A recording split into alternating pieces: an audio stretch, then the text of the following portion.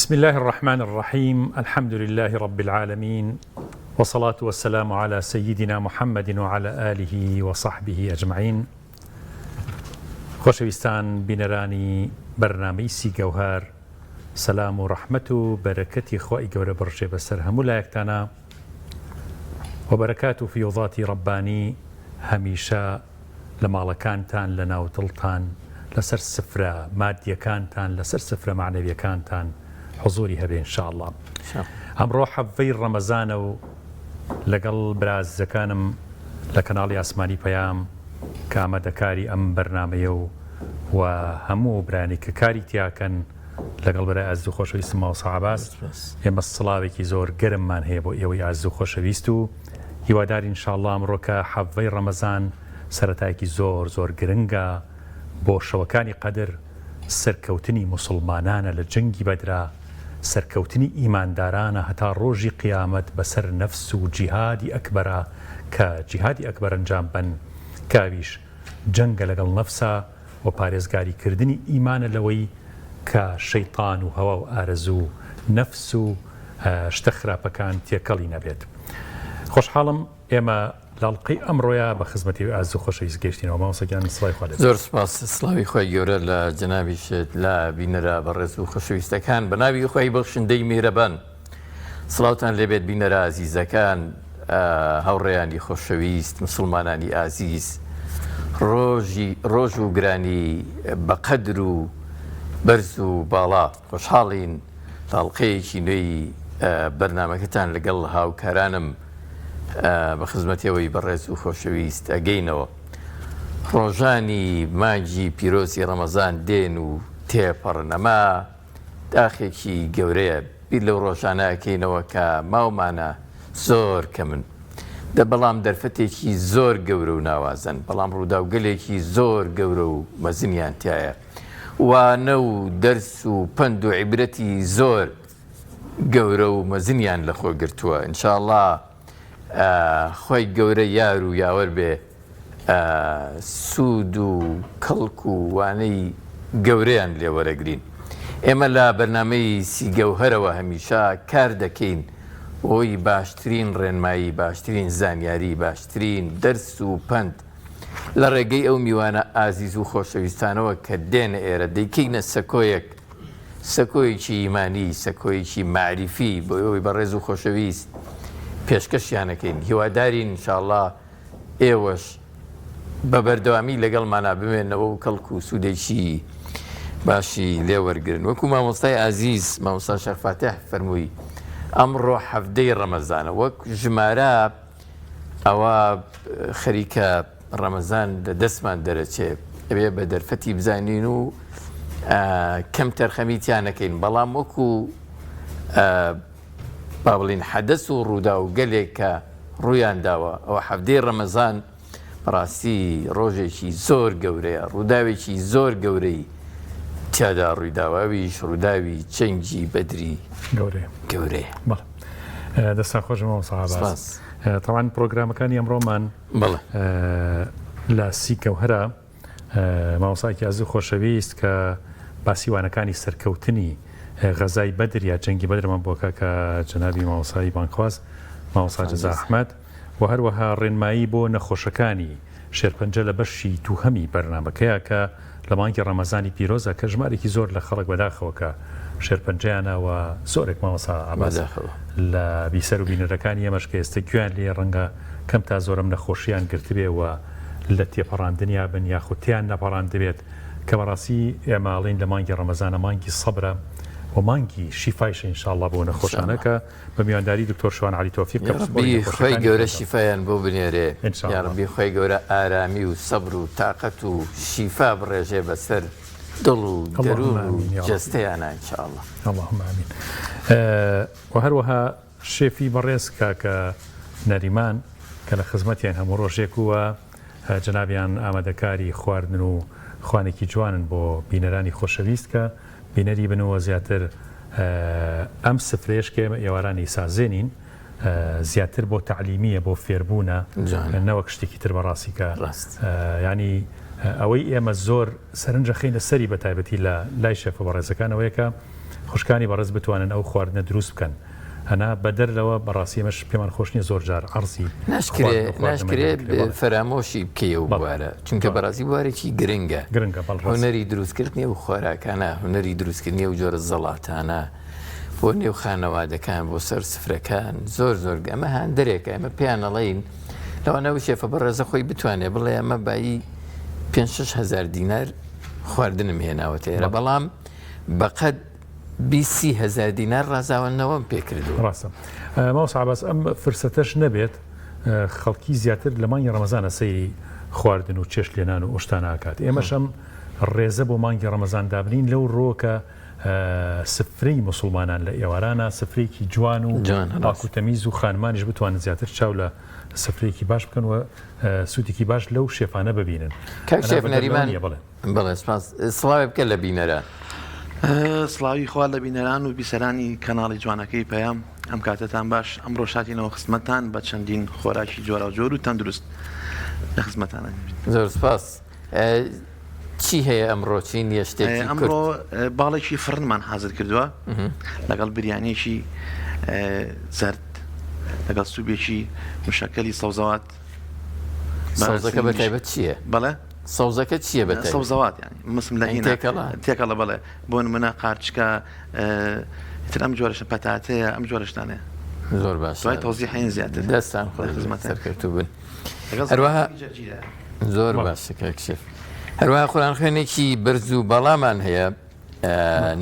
جوان و گەنجێکی جوان ماشاءالله کاک بیلال حەسەن حوسێن بە دەنگێکی ئاوازێکی شیرین لەگەڵمانە ئینشاءالله چینە خزمەتی دەچینە نێو بەرنامەکەمانەوە و کاک بیلال چەند ئایەتێکمان لە قورئانی پیرۆز پێشکەشەکە فەرموو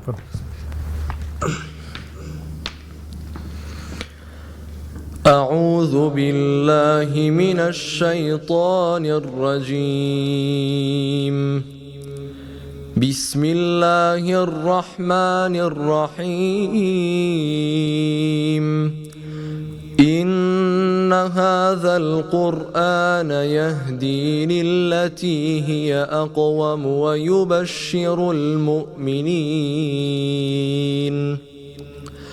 ويبشر المؤمنين الذين يعملون الصالحات أن لهم أجرا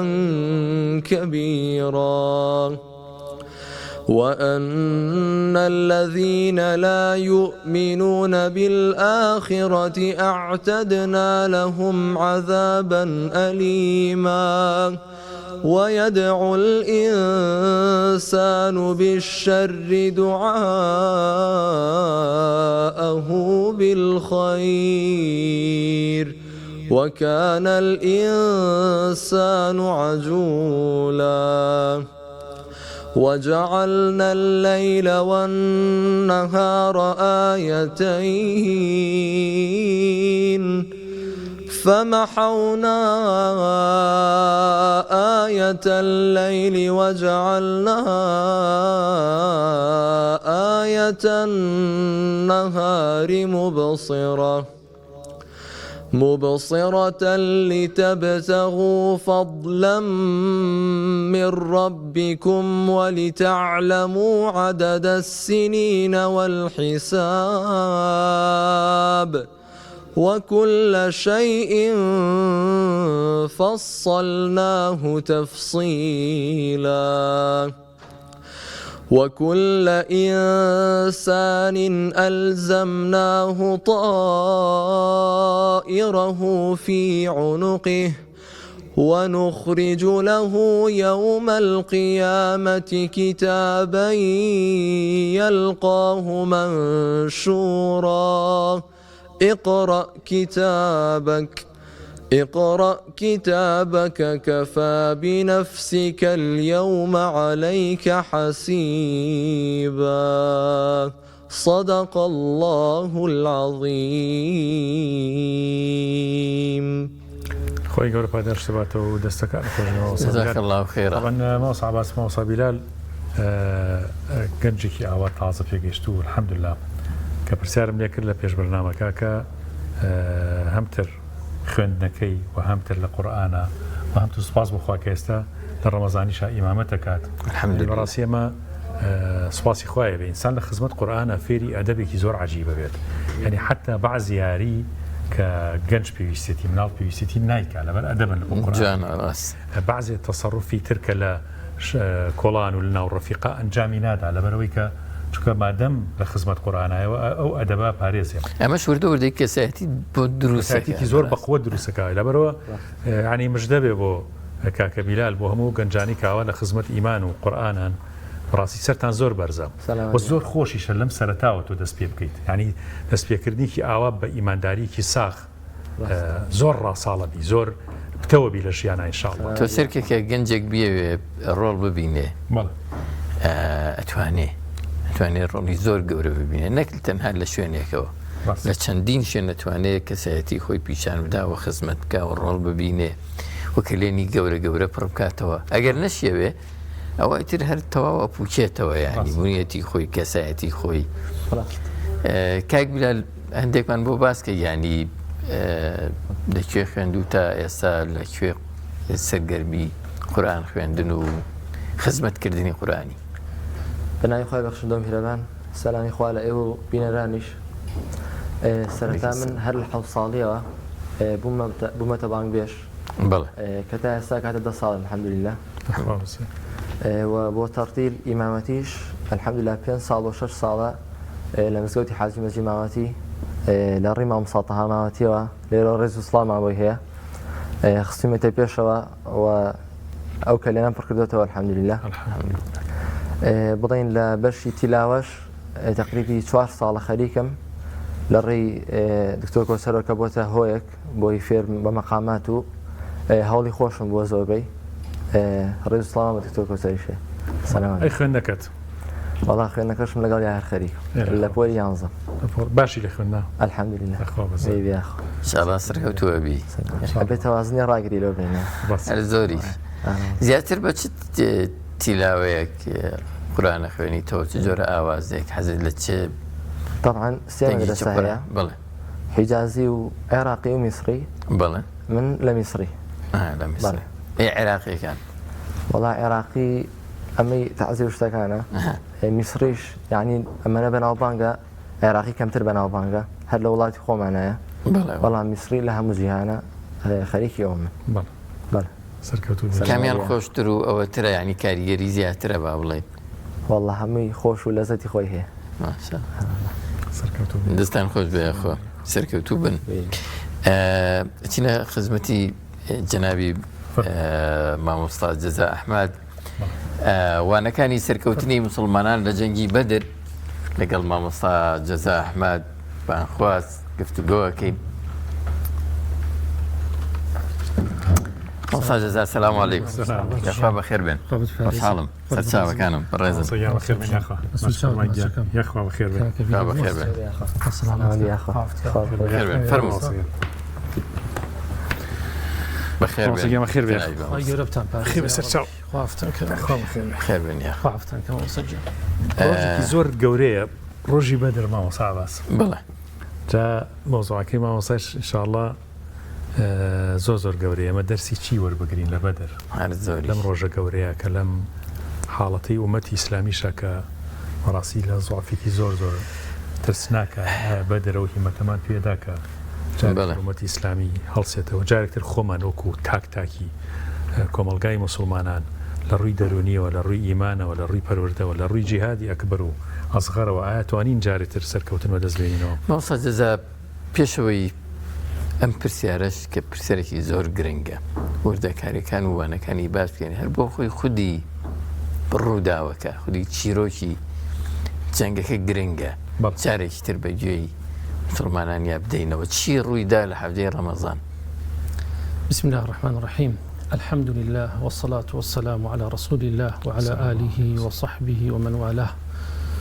اللهم اجعل أعمالنا كلها صالحة ولا تجعل لأحد فيها نصيب آمين السلام عليكم ورحمة الله وعليكم السلام ورحمة الله خيورا پاداشتان بات وصلاة وشمان هبو بينران خير بين والله فعلا ما مصتا أمر داوا وكو استيرك أيجارنوا جوازة إما وكو ميجوكي بجارين وكو درسو عبرش جوازة بله فعلا جێی خۆیەتی زۆر زۆر هەڵوێستی لێ بکەین ئەوانانە چین کە ئێمە لە ئەم غەزایە لی وەرەگرین وانەکانی سەرکەوتن بێگومان ئەمە کوالیەتی چۆنیەتی ئەم کۆمەڵەیە خۆی پردگار لە کاتێکا کە تەماشای زەویەکە ڕۆمەکان خاوەنی نزیکەی 2 ملیۆن چەکدارن بەم لایەنەوە فارسەکان هاوشانیان بە هەمان شێوە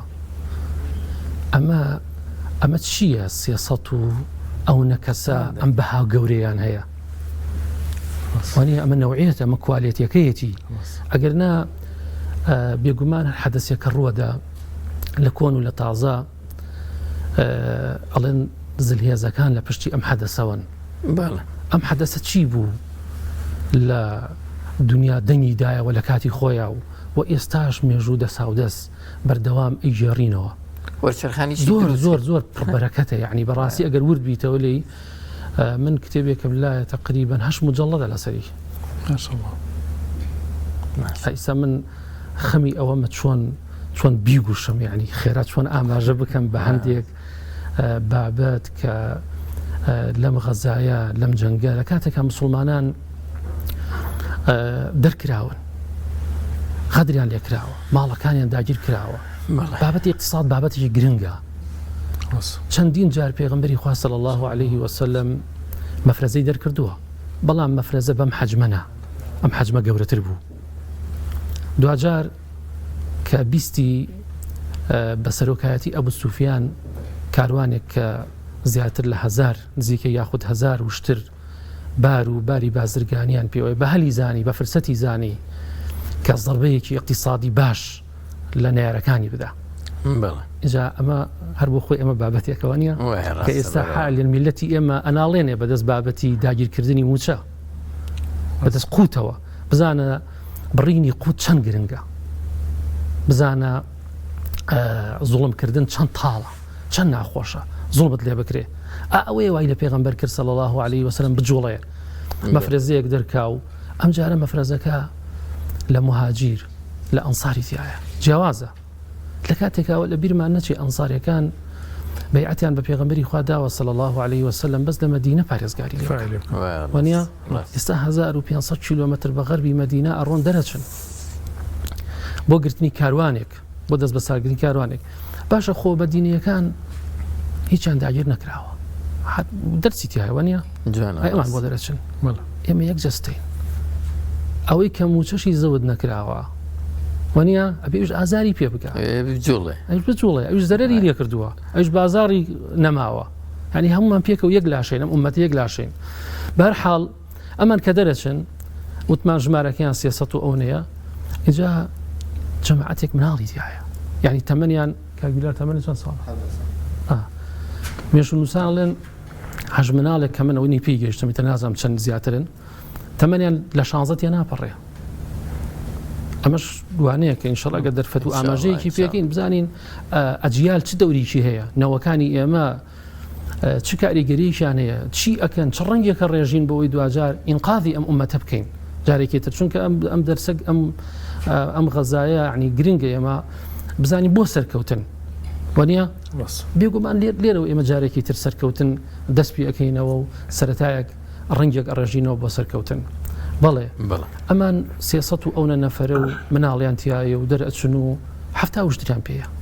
2 سوارێن ینی 2 ئەسپیان پێیە لە ڕێگا حەدەسێک ڕۆدا گرنگە وانە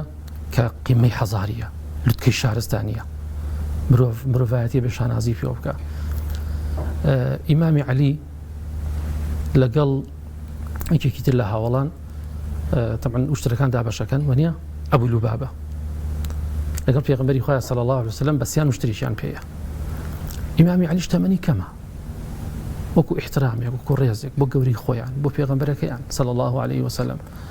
والله پێمە خۆشە هەر تۆ سەر وشترەکە بکەوی ئێمە بە پێ بڕۆین پێغەمبەری خوا صلی الله عليه وسلم فەرمێ چی ئەمە گرنگە ئاموتەی پێغەمبەری خوا صلی الله عليه وسلم ئەفەرمێ ما منكما بأقوى مني على المشي ئێخۆ ئێوە بەهێزتر نین لە من بۆی کە بڕۆم بە پێ و منیش بێپێویست نیم لە ئەجر و پاداش وەکو ئێوە لە کاتێکا 51 ساڵە تەمەنی منیش پێویستم بە ئەجر و پاداشتە اینجا ئەمە بۆ باوکێک وایە بەرامبەر مناڵەکانی بۆ دایکێک وایە بۆ برا گەورەیەک وایە بۆ مەسئولێک وایە کاکە هەموو پێویستیان بە ئەجر و پاداشە خەڵک بۆ خزمەتکردنی ئێمە دروست نەبووە اینجان ڕاستی خەڵک بۆ نەهاتووە ئێمە خزمەت کاو ئێمە ئاغا و چۆخابین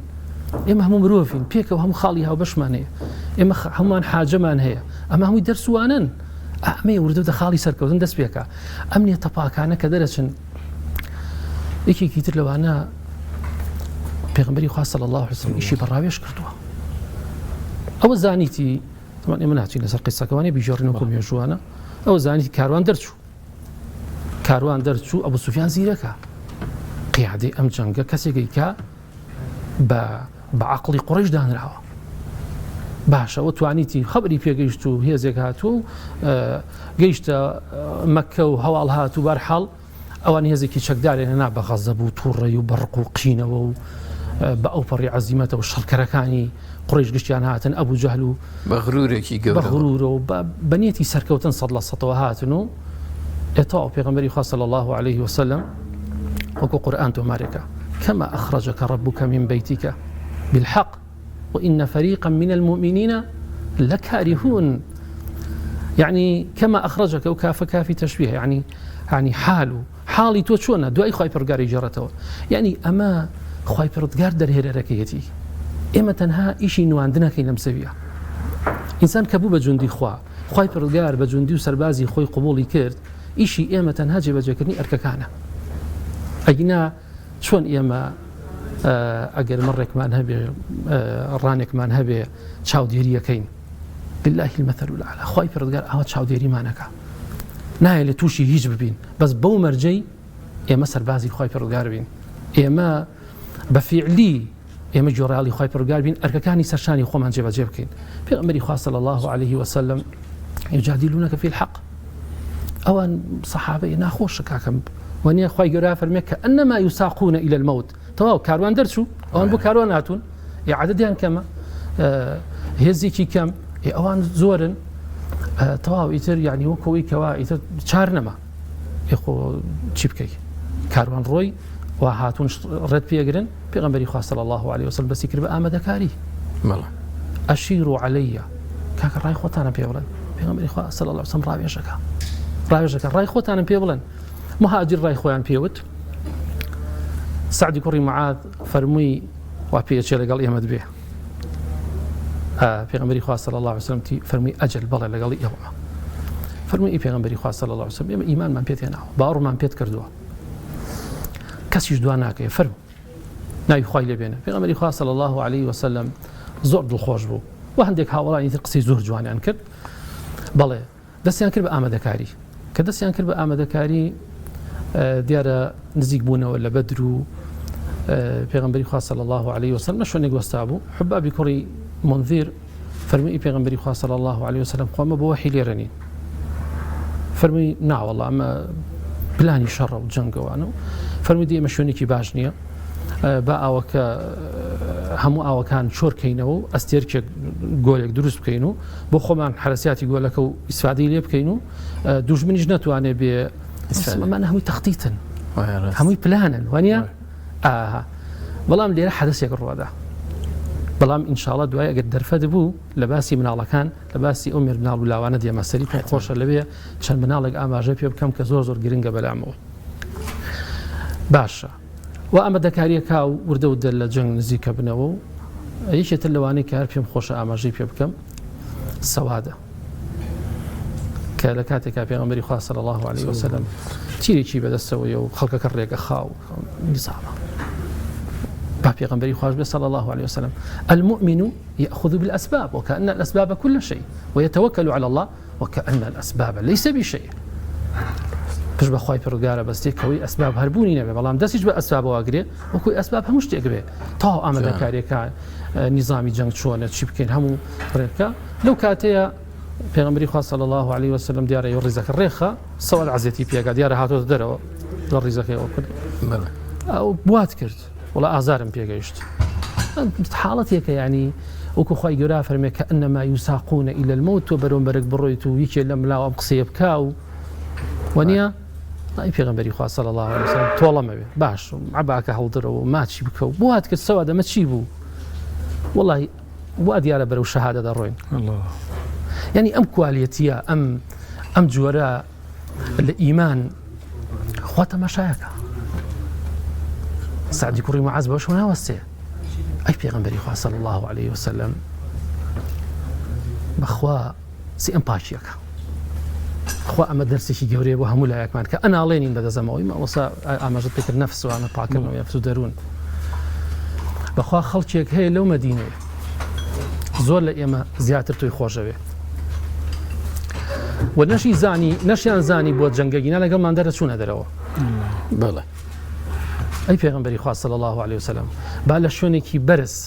کوخێک بۆ تۆ دروستکەین جێگەیەک بۆ تۆ دروستکەین تۆ پارێزراوبی ئەگەر ئێمە شەهید بووین تۆ بگەڕێیتەوە بۆ ناو ئەوان چونکە ئەو ئومەتە ئەو خەڵکە حاجەی بە تۆیە تۆ سەرچاوی وەحی کاکە ئینسان لەو کاتانەیە شپرزە بێ حەقیقەتێکە بەخوا کە من ئێستا جەنابتان فەرمووتان ئەم دیپۆرە و شتا بینم بۆ خۆیاش شەرمەکەی پێ حەدەسانە ژێڕێتەوە بەڵامی تر چی بکەین قەدەرەکەی ئەمەش لەم زروفەین و ئاوایە و کارەکە لەو حاڵەتەیە تو ئەم دڵە پاکە ئەزانی خەڵک عادەتی چۆنە وڵا ئێمەیان گورگان خوارددا و بۆ خەڵکە بووە لە شۆن خۆیانیشتووە و شوێنی ئیسراحەتە و ئێمە شەڕ بکەین بۆوان و ئێمە بیکەین و ئەوان بیخۆن کاکە ئێمە ئیش بۆ خۆمانەکەین کاکی ئێمە خوای پەروەردگار دروستی کردوون بۆ بەندایەتی هەرکەس ئیش بۆ خۆیەکە ئەمان باش تەفاعولیان کردبوو لەگەڵ خوای پەروەردگارە گرێبەستێکی زۆر ساغ و چاکیان کردبوو ئەمەیە خاڵەکانی سەرکەوتن لێرەوەیە ئەگەر ئەم ئومەتە ئەیەوێ ئەم میلەتە ئەیەوێ عەدالەت بگەڕێتەوە بەخوا لێرەوە گەڕێتەوە بەخوا غەیری ئەمە نایگەڕێنێتەوە ئەبێ لێرە جارە لە خودی خۆمەوە من دەست پێ بکەم وانە عیلەکانمان ڕێکخەین جەمعەکەمان کۆمەڵگەکەمان گەڕەکەمان شارەکەمان کاکە ئیتر زاڵم چۆن نەتوانێت ستەمکار چۆن نەتوانێت سەرۆکایەتی و چۆن نەتوانێت سەرپەرشتیاری کاری ئێمە بێ ئەو کاتە بێ خەڵکی دادوەر دادگەر خەڵکی عادیل سەرپەرشتیاری ئێمە بێ خەڵکی خواناس خەڵکی متەقی بۆیە لەم کاتەیە لەم کاتە ناسکەیە لەم کاتەیە لەم زروفەیە ئەڵێ ئەی پێغەمبەری خوا صلی الله عليه وسلم گومانی باش بە براکانێ بە بەخوا ئەوانش خەمیانە بە ئێمە دڵسۆسترن کاکە چۆن سەرکەوتنی خوای پەروەردگار نایە بەردەوام بین باش دێمە سەر لەو حاڵەتەی کە حەوزەکەیان دروست کردووە سەرەتایەکی شەڕە لەو کاتێک کە دروست کراوە مناڵێکمان هەیە منداڵێک تەمەنی نەچۆتە 16 بە پێوی کە لە سیرە هاتووە و لە بوخاری هاتووە لە موسلیم هاتووە کە ناوی حارثی کوڕی سوراقەیە باوکی نییە بە هەزار حاڵ قەناعەتی بەدایکی کردووە کە لەگەڵ پێغەمبەری خوا دەرچێت صلی الله عليه وسلم تاقانەشە تەنها ئەو کوڕی هەیە باشە دەرەچێ و بەڵام دیارە ئەو حەوزە ئاوە حرەسی هەیە وانێ خۆ شەڕە و تەختیت و پلان و دوژمنەکەیان بەهێزە و حرەسی بۆ داناوە پێغەمبەری خوا صلی الله عليه وسلم حارثە تونی ئەبێ شەو دەرەچێ بۆ ئاو خواردنەوە قەدەری خوای پەروەردگار حرەسەکەش وازانە دوژمنە و دیارە ئەمری پێکراوە هەرکەس هاتە سەرم ئاو تۆ لێتی ئەمیش نەیزانیوە ئەم شتانەش ڕوو ئەدەنێمە بە شەرعی خۆ پێغەمبەری خوا صلی الله عليه وسلم غەیبی نەزانیوە بۆ تاقیکردنەوە هاتوین پێشەنگی ئێمەیە بەرحاڵ کە دێ بۆ ئەو خواردنەوە خود ئاو بۆ ڕەفیقەکانیشی بەرێ شەهید ئەبێ و لەلایەن ئەو پاسەوانەوە شەهید دەکرێت هێشتا شەڕ دەستی پێ نەکردووە حاڵەتەکە حاڵەتێکی ناسکە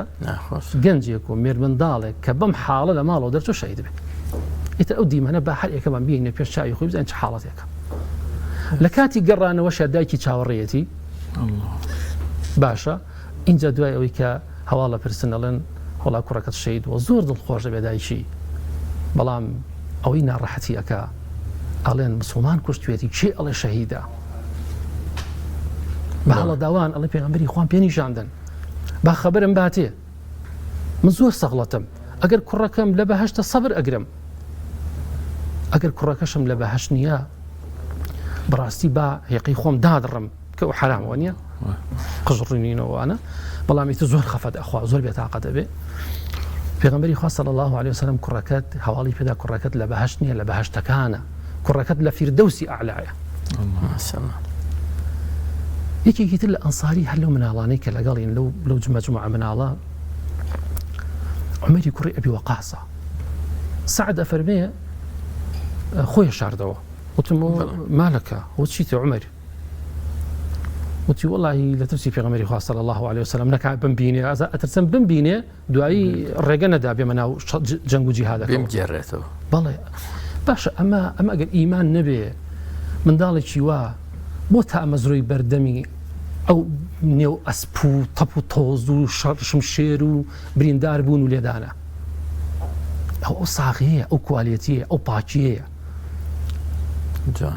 بەڵێ ئەمی شەهید دەبێ دوو گەنجی ترمانەی ئەنسارین زۆر جێی سەرنجن کە جێی خۆیەتی کە ئێمە بیر بکەینەوە لە پەروەردەی مناڵەکانمان بیر بکەینەوە لە جیلێک هیسا ئەوترێ ئەمە جیلی ئەنسارە ئەوە جیلی مەهاجیرە ئەوە جیلی سەلاح الدینە ئەوە یەک شەخص نییە ئەوە دەیان سەدان و هەزاران گەنجی بە دەورەوەی سەلاح الدین ئەبێ ئێمە جیل گەورەکەین جیل ڕنگ بڕێژین مناڵەکانمان چۆن بەرەو چه ئاراستەیەک خۆشەویستیان بۆ دەربڕین چونکە بزانە لەو تەمەنانێت ڕۆڵی قیادەیان بینیوە معاذ و معەوەذ دوو گەنجە بن عەبدوڕەحمانی کوڕی عەوف ئەجێڕێتەوە ئەفەرمێ گەنجێک هاتە لای ڕاستمەوە وتی مامە تم بەڵێ وتی ئەکرێ ئەبوو جەهلم پێ نیشاندەی خۆمان ئەبوو جەهل نەبینیوە چونکەمان ئەنسارین ئەکرێ ئەبوو جەهلم پێ نیشاندەی ئەڵێ یەکێکی تر لەم لاوە دەمی نوقان یعنی کە ئەنەما بە منی نیشاندا یعنی ئەو دوو منداڵێک کە تازە هەڵەچن و تەمەنیان کەمە ئەڵێ ئەوەندەم زانی کە ئەبوو جەهلم بینی وتم وەڵا ئەوەتانێ ئێ ئەبوو جەهل کەسێکی بوغرا بوو ئەبوو جەهل حتا لە ناو جەبهەکەش بوو چەند تکایان لێ کرد ڕجیان لێ کرد ئەوتی نەخێر ئیلا ئەبێ ئەم جەنگە هەر بکەم و بیبەمەوە خۆشم پێشەنگ بم ئاهەنگی سەرکەوتن حتا لە ناوینەکەشا بوو هەر بۆ تەرجیعی خەڵکەکەی کرد و هاواری کرد و ئیتر دیمەنێکە بەڕاستی ئەوە هەروە خۆش بیژەڕیتەوە لەو کاتە ئەڵێ و دوو گەنجە هێرشیان بۆ برد لەگەڵ یەکەم هێرشا و لیاندا ئەبوو جەهلیان خست هێنانە خوارەوە ئەڵێ بە پەلە گەڕانەوە یەکسەر بۆ کوخەکە بۆ لای پێغەمبەری خوا صلی الله علیه وسلم لەسەر ئەساسی خۆشەویستی پێغەمبەری خوا پەروەردە کراون خۆشەویستی بەهەشت خۆشەویستی خوا گەڕانەوە هەر یەکەیان موژدەی سەرکەوتنیان دایە پێغەمبەری خوا صلی الله علیه وسلم کە ئەبوو جەهلمان کوشت بەڵام لێرە گرفتێک دروست بوو معاذەی و من کوشتم معەوەذەی و من کوشتم باشە لەو کاتەیە کاتی ئەوەیە بێگومان کاتی ئەوە نییە بەڵام نا پێغەمبەری خوا صلی الله علیه وسلم خۆی تێک نادا پێغەمبەری خوا دادوەری خۆی تێک نادا ناڵێ اینجا ئەوە چۆنە بێ و کەی کاتێتی و واز بێن نافەرمێ دادوەریانەکە ئەفەرمێ شمشێرەکانتان نەسڕیوە ئەڵێ نەوەڵا گەرما و گەرمە ئەفەرمێ دەی با پیشانم دەن شمشێرەکانی پێ نیشانەدا هەرکی بە خوێنەوەی پێغەمبەری خوا صلی الله علیه وسلم ئەفەرمێ هەردووکتان بەشدارن بەڵێ ئەمە ڕۆڵی مناڵە ئەمە ڕۆڵی ئەو گەنجانەیە کاکە ئەو گەنجەی کە کاکە بیلال تەمەنی 17 ساڵە خۆی پرگار تەمەندرێژی کە بەخۆ پیان خۆشە باشە ئەوەی تر 3-4 ساڵێکی تر تەواو پۆلی دوانزەوەنیە کۆلیژ ئیتر خۆی تر ئەوای وەری ماوسا ئەوان دێن ئەبێ ئەم کاروانە ئەو خەڵکە چاوەڕێی ئەوێتی پێغەمبەری خوا صلی الله علیه وسلم لە حوزی کەسەر چاوەڕێی ئیتر گەم شتێکمان کرده بێ و یان شتێکمان لەبەرەوە مابێ ئەبێ ئەنجامی دەین اینجا سەری ئەمانە کەواتە ئەمە دەرسوانەیەکی زۆر گرنگە بۆ ئینقاذی ئەم ئومەتە ئێمە بە پشت بەم گەنجانە بەستین ڕۆڵیان بدەینێ لیان نەترسین کاکە بابێن ڕۆڵ ببینن بابێن قورئان بخوێنن بابێن ڕۆڵی قیادەی ببینن بابێنە پێشەوە ئێمە هەر بڵین مناڵن بناڵین ماوسە بەردەوام بین زۆر سپاس وەڵا ناوبڕێک لە خوێندنی قورئان وەرەگرین و انشاءالله بەردەوام ببین حتما چونکە ئەمە تەنها باسکردنی ڕووداوەکەیە ئەویش بە خێرایی و گوشراوی انشاءالله قسەی زیاترمانەوێت لەسەر بەدری گەورە کاکە بیلال بە ئاوازێکی شیرین هەندێک قورئانمان بۆ بخوێن. أعوذ بالله من الشيطان الرجيم بسم الله الرحمن الرحيم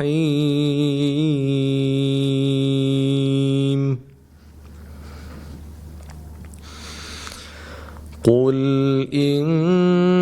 كنتم تحبون الله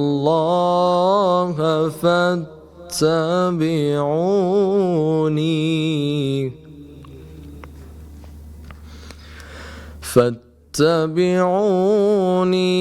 يحببكم الله ويغفر لكم ذنوبكم والله غفور رحيم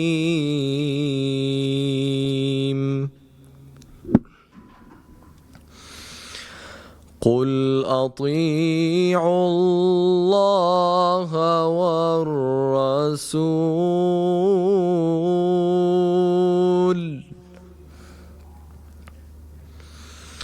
فإن تولوا فإن الله لا يحب الكافرين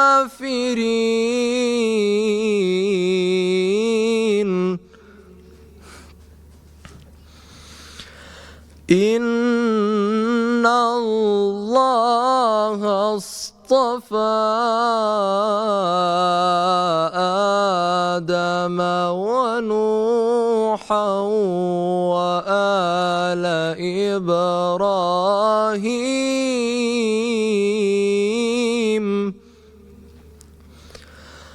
وآل إبراهيم وآل عمران على العالمين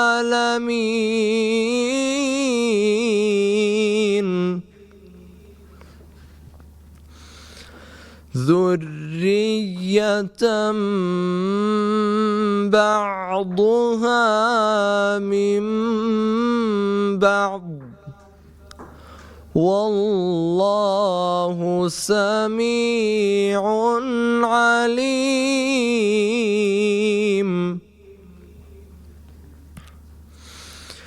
إذ قالت امرأة عمران رب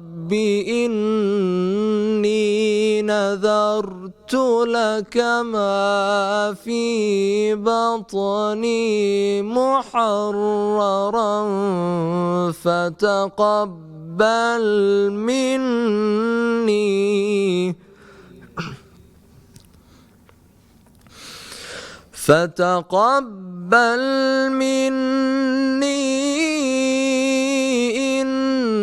إنك أنت السميع العليم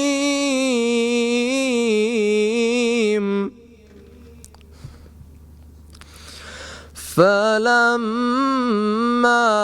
وضعتها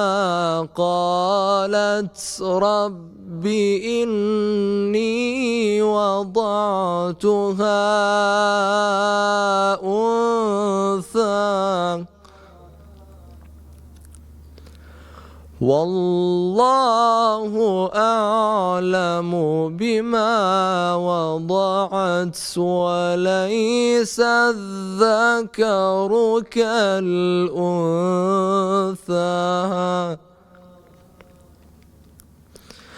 وإني سميتها مريم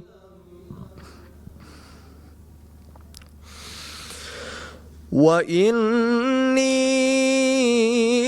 أعيذها بك وذريتها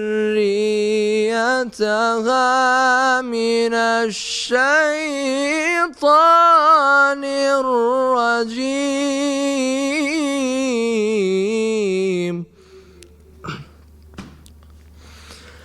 فتقبلها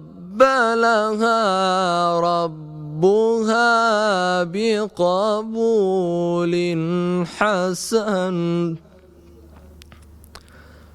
وأنبتها نباتا حسنا وكفلها زكريا كلما دخل عليها زكريا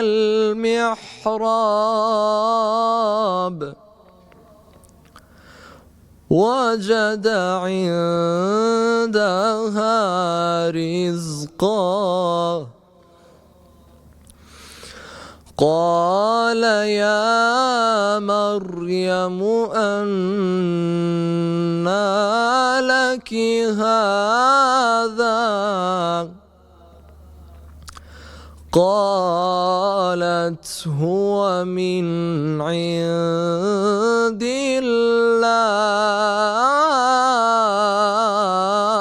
الله إن الله يرزق من يشاء بغير حساب صدق الله العظيم. جزاك الله خيرا. فيكم السلام يا أخوان. بینەرە بە ڕێز و خۆشەویستەکان درێژە بە بەرنامەکەمان دەدەین و لەسەر ڕووداوەکان بە تایبەتی ڕووداوی جەنگی بەدری گەورە ڕادەوەستی خوردەکاریەکانی دەخوێنینەوە، بەڵام پاش وەرگرتنی ناوبڕێک دەگەڕێینەوە لاتە.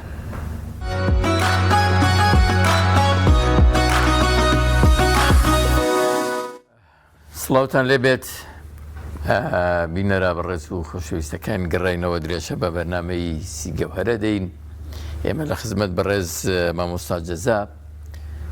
باسی ڕووداوی جەنگی بەدری گەورەمان دەکرد، وەکو ڕووداوەکەی باس کرد و هەندێک لەسەر وردەکارەکانی شەڕاوەستا. مامۆستا ئەو ڕوبەڕووبوونەوەیە لە نێوان کەسانێکە ڕوودەدا کە پێشتر هاوشاری یەکتر بوون، کەسی یەکتر بوون، خزم و عەشرەتی یەکتر بوون. ئەوە جۆرێک لە ئیحراجی و جوزانم موقفی ئەوەی دروست ناکرد، ینی هەڵوێستەی بەرامبەر یەکتریان ناکرد. ئەمە برایە، ئەوە زاوایە، ئەوە خزمە، ئەوە جوزانم چۆن بووە گۆڕانکاری بە ئیمانی ڕاستەقی ناکرێت. دووشت لەسەر ئینسان زۆر زۆر قرسە. بەڵێ ئیخلاس و بڕیاری دادگەرانە. بەڵێ ئیخلاسەوەی کە ئینسان بەشی نفسی خۆی تێ نەکە، ئەمە زۆر قورسە. ئەمە عولەمای هەموو بە هیلاک داوە، بەعەوە هەموو بە عولەماوی هەمووی گیرۆدەی دەستی ئەمن. ئەوەی تریشی تۆرە دادوەری بکە لە نێوان برایەکی خۆت و کەسێکی تری بێگانەیە. بەڕاستی ئاسان نییە حەق بڵێ لەوێ، وەرە ئینجا وەرە جەنگکە لەگەڵی وانە کەواتە با چاوەڕێ نەکەین گۆڕانکاری بکرێت ئیلا بۆ ئیمانە نەبێ، ئەبێ ئیلا خۆمان بۆ خۆی پەروەردگار یەکلایی کردبێتەوە، چونکە فێڵ لەخوا ناکرێت. يخادعون الله والذين آمنوا وما يخدعون. سنجي آية بدأ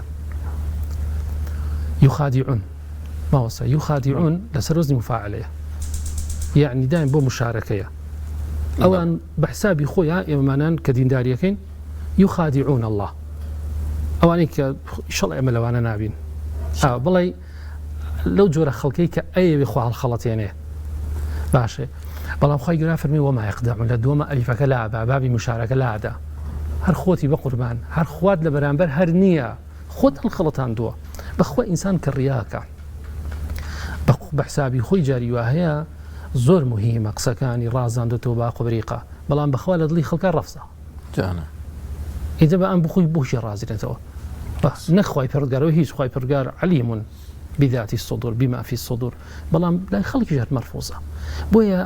گۆڕانکاری بەم ئیمانە ڕاستەقی ناکرێ. پێغەمبەری خوا صلی الله علیه وسلم زاواکی دیل لە بەردەستیە وانە پیاوی زەینەبە عەمری کوڕی عاس ئەبو العاص سەحابێکی دوای ئازیزی لە دەرەش وانە مەسەڵ مصعبی کوڕی عومەیر براکەی، یعنی ئەمانە فعلەن جي هەڵوێستەیە پرسیارێکی باسی مامی پێغەمبەر صلی الله علیه و سلم هەمویان هەروە بوون یعنی طبعا مامۆستا عباس بەڵێ شتێکی گرنگ بیرخستمە مامۆستا ئەوی شەوەیە لە کە جەیشی مەکە سوپای کافران کە بەڕێیەکەوێت ئەبوو جەهل و کۆمەڵ لە سەرکردەکان ئەچنە دەوری کەعبە تەمەن تەوافی خۆیان دەکەن دەسەگرن بە قوڵفی کەعبەوە چونکە دڵنیان نین لەوەی سەرەکەوە هەر دڵنیان نین لە دینەکەی خۆشیان چونکە گومانێکی زۆریان هەیە و ڕاستێتی دینی ئیسلامیان بۆ دەرکەوتووە گویان لە قورئان ناگرت حەقەتیان نازانی بەڵام غرور وای لێ کردبوون دەسەگرێ بە قوڵفی کەعبە وڵێ خوایە ئەگەر ئێمە لەسەر حەقین سەرماخە ئەگەر ئێمەش لەسەر حەق نین فأمطر علينا حجارة برمان بين سبحان الله دعاء جرابه يعني دعاء كافر جرابه لا غزايا بدر إنجا يعني براسي أما حدث كي زور قوريه كتو لجنگي بدر براسي شر كي زور عقيدي وما ما وصا بيم خوش أما جاب خالك يتريش كان بلى أخذي أسباب ينكرت دعاء ويكزعني عن طواو ربرو شربنا أم جا بش بستن بخواي فردا يمي إيمان دار نابي لما بأقابين باش إنجا پیغمبری خواه صلی الله علیه وسلم دستی کرد بدعا ونیا إذ تستغيثون ربكم فاستجاب لكم كاكا وقتم أمهم وقصر قصور وإمبراطور وزلهية زهيا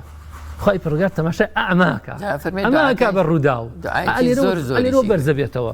إنجا أبو بكر أخواهي قولي لي رازي به إمامي أبو بكر فرمي هتا عباكي لسرشان بربو إمامي عليه فرمي وشو خواهي برقات خواهي برقات لقليها نهاية والله إني ممدكم ونيا بألف من الملائكة مردفين خواهي پروردگار ملائكي بو ناردن بله باراني بو ناردن باشا هل سورة أنفال عندك بيرن سورة بدر خواهي قولك بيوم الفرقان ناوي أبا يعني السورة ترى توقيفية وناوي أنفال أقرنا ذكري أنفالي تياكرا أقرنا زور بي باسي كهج لا بري زور بي باسي أو جنكمان بوكا أو حدث خوا تصويري أو حدثاكا ما مصا يوم الفرقان أقر كم يجلس من راوستين يعني بوشي بونا وناو دهين ده خواهي قولك بونا وباسيكا حق باطلي ليك جاكر دوا تواو يتلير وا إنجا على شيء قولك هي أفرمي الصعوبات دائما في البدايات ونيا يكم جنگا يكم جنگا إنسان أقل يكم جاري بإيش يبكى زور قرصة يكم جنگا بلام أمنية باكية أم صاغية سيركي أمانة حموي هر ورد برا وهر شيء تر جوهر فعلا حموي ساعات وإنكي جوهرة إمامي عليه فرميك خواي برجع باراني بوناردين باش يتروج هر بدري يجي باسكراوه أفرمي يما همو ونوسك مانهات ولا خواويا وما جعله الله ونيا بشرى بو لتطمئن قلوبكم وما النصر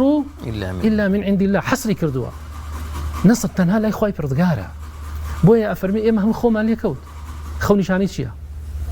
تخوى إنسان قلقيها بي وكشي ومشي أخوي لا جنقا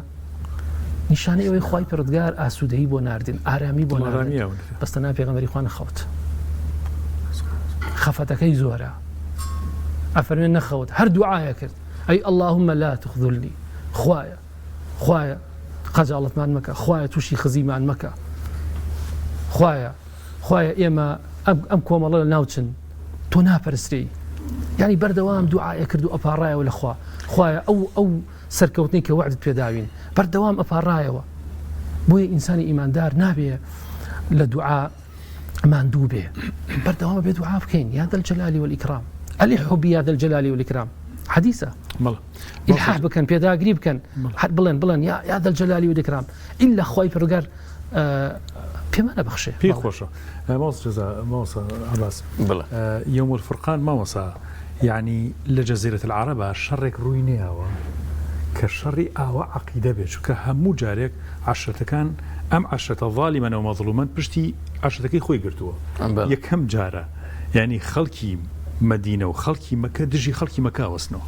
يعني أم حالته يكم جارة حدث وداع لنا مدينة لنا مدينة أو سو خزرتي يخص بيكوانيا بلا جاءهم تيرو هو زبيك وعقيدة كو أني كردوا كاكا ولا بو عدل ولا بو يعني بو توحيد بو حق بو راستي ينبا هما بيك وبين انتماما بو حق به كم انا كاتوا كاك جنو انس كو كاتوا شرق وغرب كو كاتوا فارس و ڕۆم کۆ کاتەوە هەمووی کۆ کردەوە دوجار فارسی کۆ نەکردەوە ڕۆمی کۆ نەکردەوە بەڵێ ئەوان ینی پێغمبەر و هاوڵانیانی سڵات وسلام هاتن بۆ دەستکەوتێک وەکو جەنابەت باست کرد دەستکەوتێکی یابووری باشە کاروانەکە ڕاگرن بەڵام خۆی گەورە دەستکەوتێکی تری بەنسی بکرد جیاوازیم دوو دەستکەوتە چۆنە دەرەنجامە چییە ئەوەی ئەوان چاوەڕێیانە کردو ئەوەی کە خۆی گەورە پێی بەخشی وعسى أن تكرهوا شيئا وهو خير لكم وعسى أن تحبوا شيئا وهو شر لكم والله يعلم وأنتم لا تعلمون بێگومان ئەوەش دەرسوانێکی گرنگە لە ژیانی ئێمەیە ئێمە پێمان خۆش نییە بمرین وانە وأنها تودون أنها غير ذات شوكة تكون لكم ئەوان پیان خۆش نەبوو تووشی ئەو شەڕە ببن بەڵام نا خی پردگار شتێکی تری ئەوێ کەواتە ئێمە ئەبێ ئیمانمان بێ بەوەی کە خی پردگار ئەهێنێتە پێشەوە ئێمە حەزمان لە ئیسراحەتە حەزمان لە خەوە حەزمان لە خواردنە حەز بەڵام ناجار خی پرگار شتێکی ترێوێ خی پرگار ئێمە هەر هەنگاوێک کە ئەینیم بزانی خی پرگار مادام بەندەی خوین مادام عەبدی خوین خی پرگار بۆ بەرزکردنەوەی پلۆ پێگەی ئێمەیە بەزمە بۆ مەرجەی ئیماندار بین باوەڕدار بین ماوەسا لە ناو جەنگە کەشتی تر ڕوویداوە بەڵێ باشە مامەڵەکردنی پێغەمبەری خوا صلی الله عليه وسلم لەگەڵ دیلەکان وانە کۆمەڵە دیل گیراوە مامەڵەکردنی پێغەمبەری خوا صلی الله عليه وسلم زانایانە فەرموون وەکو قائیدێکی زۆر دووربین وەکو ئەو ناکە قائیدی مەدینەیە وەکوی کە ڕئیسی دەوڵەتێکی زۆر گەورە ئیمپراتۆرێکی گەورە زۆر دووربینانە مامەڵاکە لەگەڵ ئەم دیلانەیە وانە مامەڵاکە فروقی فەردیان لەگەڵ بەکارەهێنێ هەرێکە بە شێوازێک مەسەیەکێ لەوانە ئەبوو عەزا هاتە لای پێغەمبەری خوا صلی الله عليه وسلم پێغەمبەری خوا لای بیستومە مەسەد جار وایە هەندێک بە تەوانەوە بابەتێکی فقیە مامەڵەکردن لەگەڵ ناچینەوە بابەتەوە کە چەند بژاردە هەیە لە بەردەست خەلیفەی مسلمانە ناسەرۆکی مسلمان چۆن مامەڵاکە لەگەڵ دیلەکانە دەستی کراوەیە بەڵام دووربینی پێغەمبەری خوا صلی الله عليه وسلم ڕەچاوکردنی ڕەحم و بەزەی و سۆز و لەگەڵ ئەوەشە ئەو پەڕی حکمت و عەقڵ لەبەر ڕۆشنایی ئەو شەرعەیە بەکاری دێنێ ئەم ئەبوو عەزەیە زۆر پاڕایەوە وتی بیستووە مەسە فڵان کەس پارەی هەیە بە پارە ئازادەکری و فڵان کەسەوەی هەیە و ئەوەی هەیە و ئاوها و بە قورئان من بەس کچم هەیە و هیچ پارەشم نییە و هیچ خوێنەواریشم نییە هەندێکیانە مکەلەف کردووە کە سەحابە ئەنساریەکان فێر خوێنەواری بکە ئیوەڵا من خوێنەواریشم نییە هیچم نییە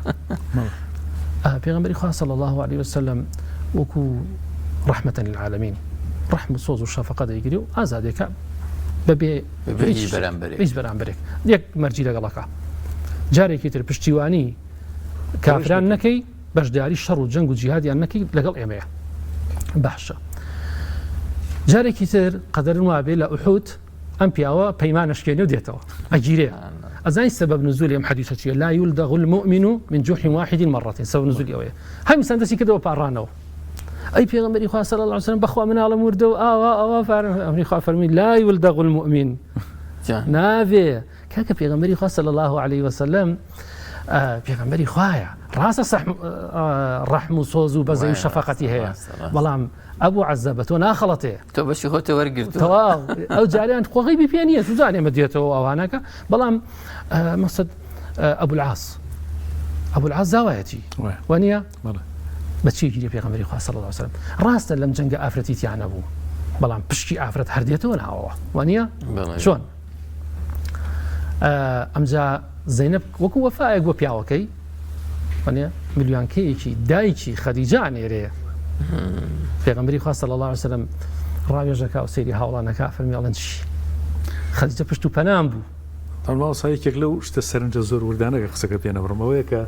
زەینەب تەمان لە مەکە بووە هێشتا هیجرەتی نەکردەوە مەدینەوە ئازادم پێغەمبەر سەلام لەناو ئەو هەموو شتە ملیۆنکەکەی خەدیجە ئەناسێتەوە کە مە هی زەینەبە ئەی ناسێتەوە ئەوش زەکاوەت و وەنیا وەفای پێغەمبەر صلی الله عليه وسلم بڕیاریش نادا ڕووە کاتە هاوڵان ئێواڵەن چی وەنیا یەکێکی تر لەوانە سوهەیل ئیمامی عومەرە فەرمێ ئەمە زمان پاراوەکەی قوڕەیشە لێم گەڕێ بالا گردنی دەمەخە زمان پاراوی زۆر گرنگە بەتابەتی لەو سەردەمەیە ئێلام گرنگە لێم گەڕێ بە ئەمەرە ناودەم پێغەمبەری خوا فەرمێ لی گەڕێ ئەوش زەکاوەت و دووربینی پێغەمبەرە صلی الله عليه وسلم سەیری نەک سەیری ئومەت نەک سەیری مناڵەکانەکە نەک سەیری ژن و نەک سەیری هاوڵانەکە بەڵکو سەیری کافرانیشەکە بە ڕەحم و سۆز و بەزەیەوە بۆ داهاتووی بۆ داهاتووی ئەم کۆمەڵگەیە ئەفەرمێ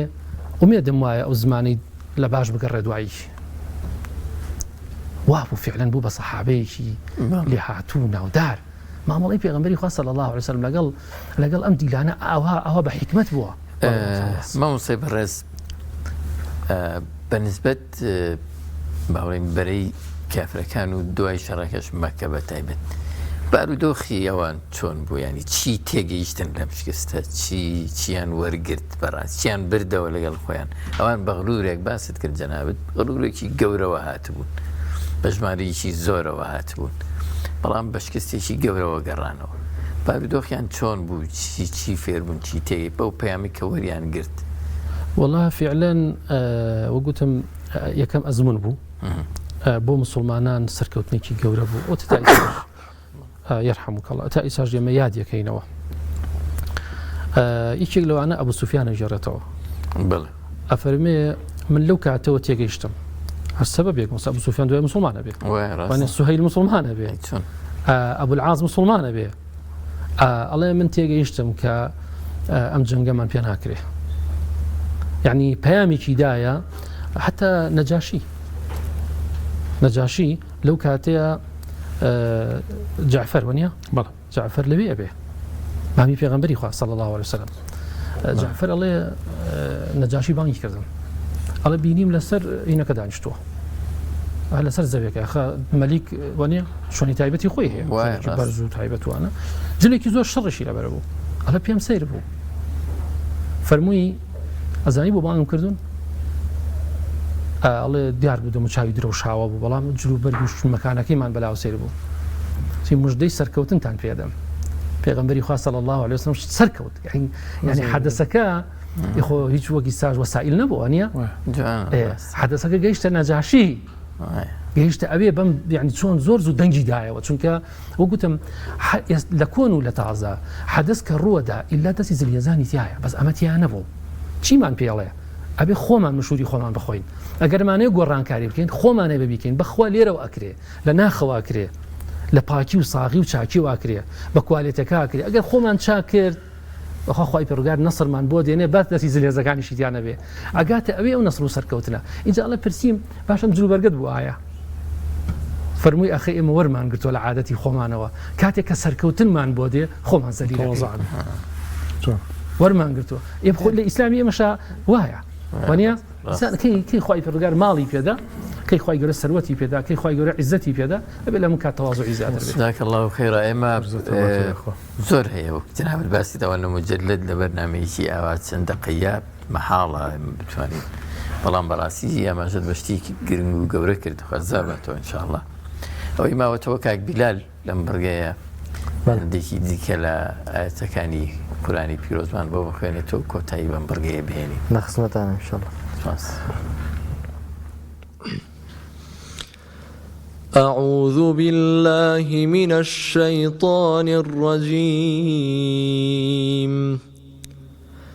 الذين يقيمون الصلاة ومما رزقناهم ينفقون أولئك هم المؤمنون حقا لهم درجات عند ربهم ومغفرة ورزق كريم كما أخرجك ربك من بيتك بالحق وإن فريقا من المؤمنين لكارهون يجادلونك في الحق بعدما تبين كأنما يساقون إلى الموت وهم ينظرون وإذ يعدكم الله إحدى الطائفتين أنها لكم وتودون أن غير ذات الشوكة تكون لكم ويريد الله أن يحق الحق بكلماته ويقطع دابر الكافرين ليحق الحق ويبطل الباطل ولو كره المجرمون صدق الله العظيم. جزاك الله خيرا. زۆر سپاسی دووبارەی بەڕێز مامۆستا جەزا ئەحمەد بانخواز دەکەین کە بەوتە شیرینەکانی بە دەرسوانە و هەڵێنجانەکانی باسی شەڕی بەدری گەورەی بۆ کردین خۆزای باتەوە. زۆر سپاس بۆ مامۆستا بیلال حەسەن حوسێن شیرینەکانی بەرەمەندی کردی. دەستان خۆش بێخوا دووبارە بەخێر بێن. بینەرە بەڕێز و خۆشەویستەکان ناوبڕێک وەرەگرین و درێژە بە بەڕگەکانی سیگەوهەرە دێن.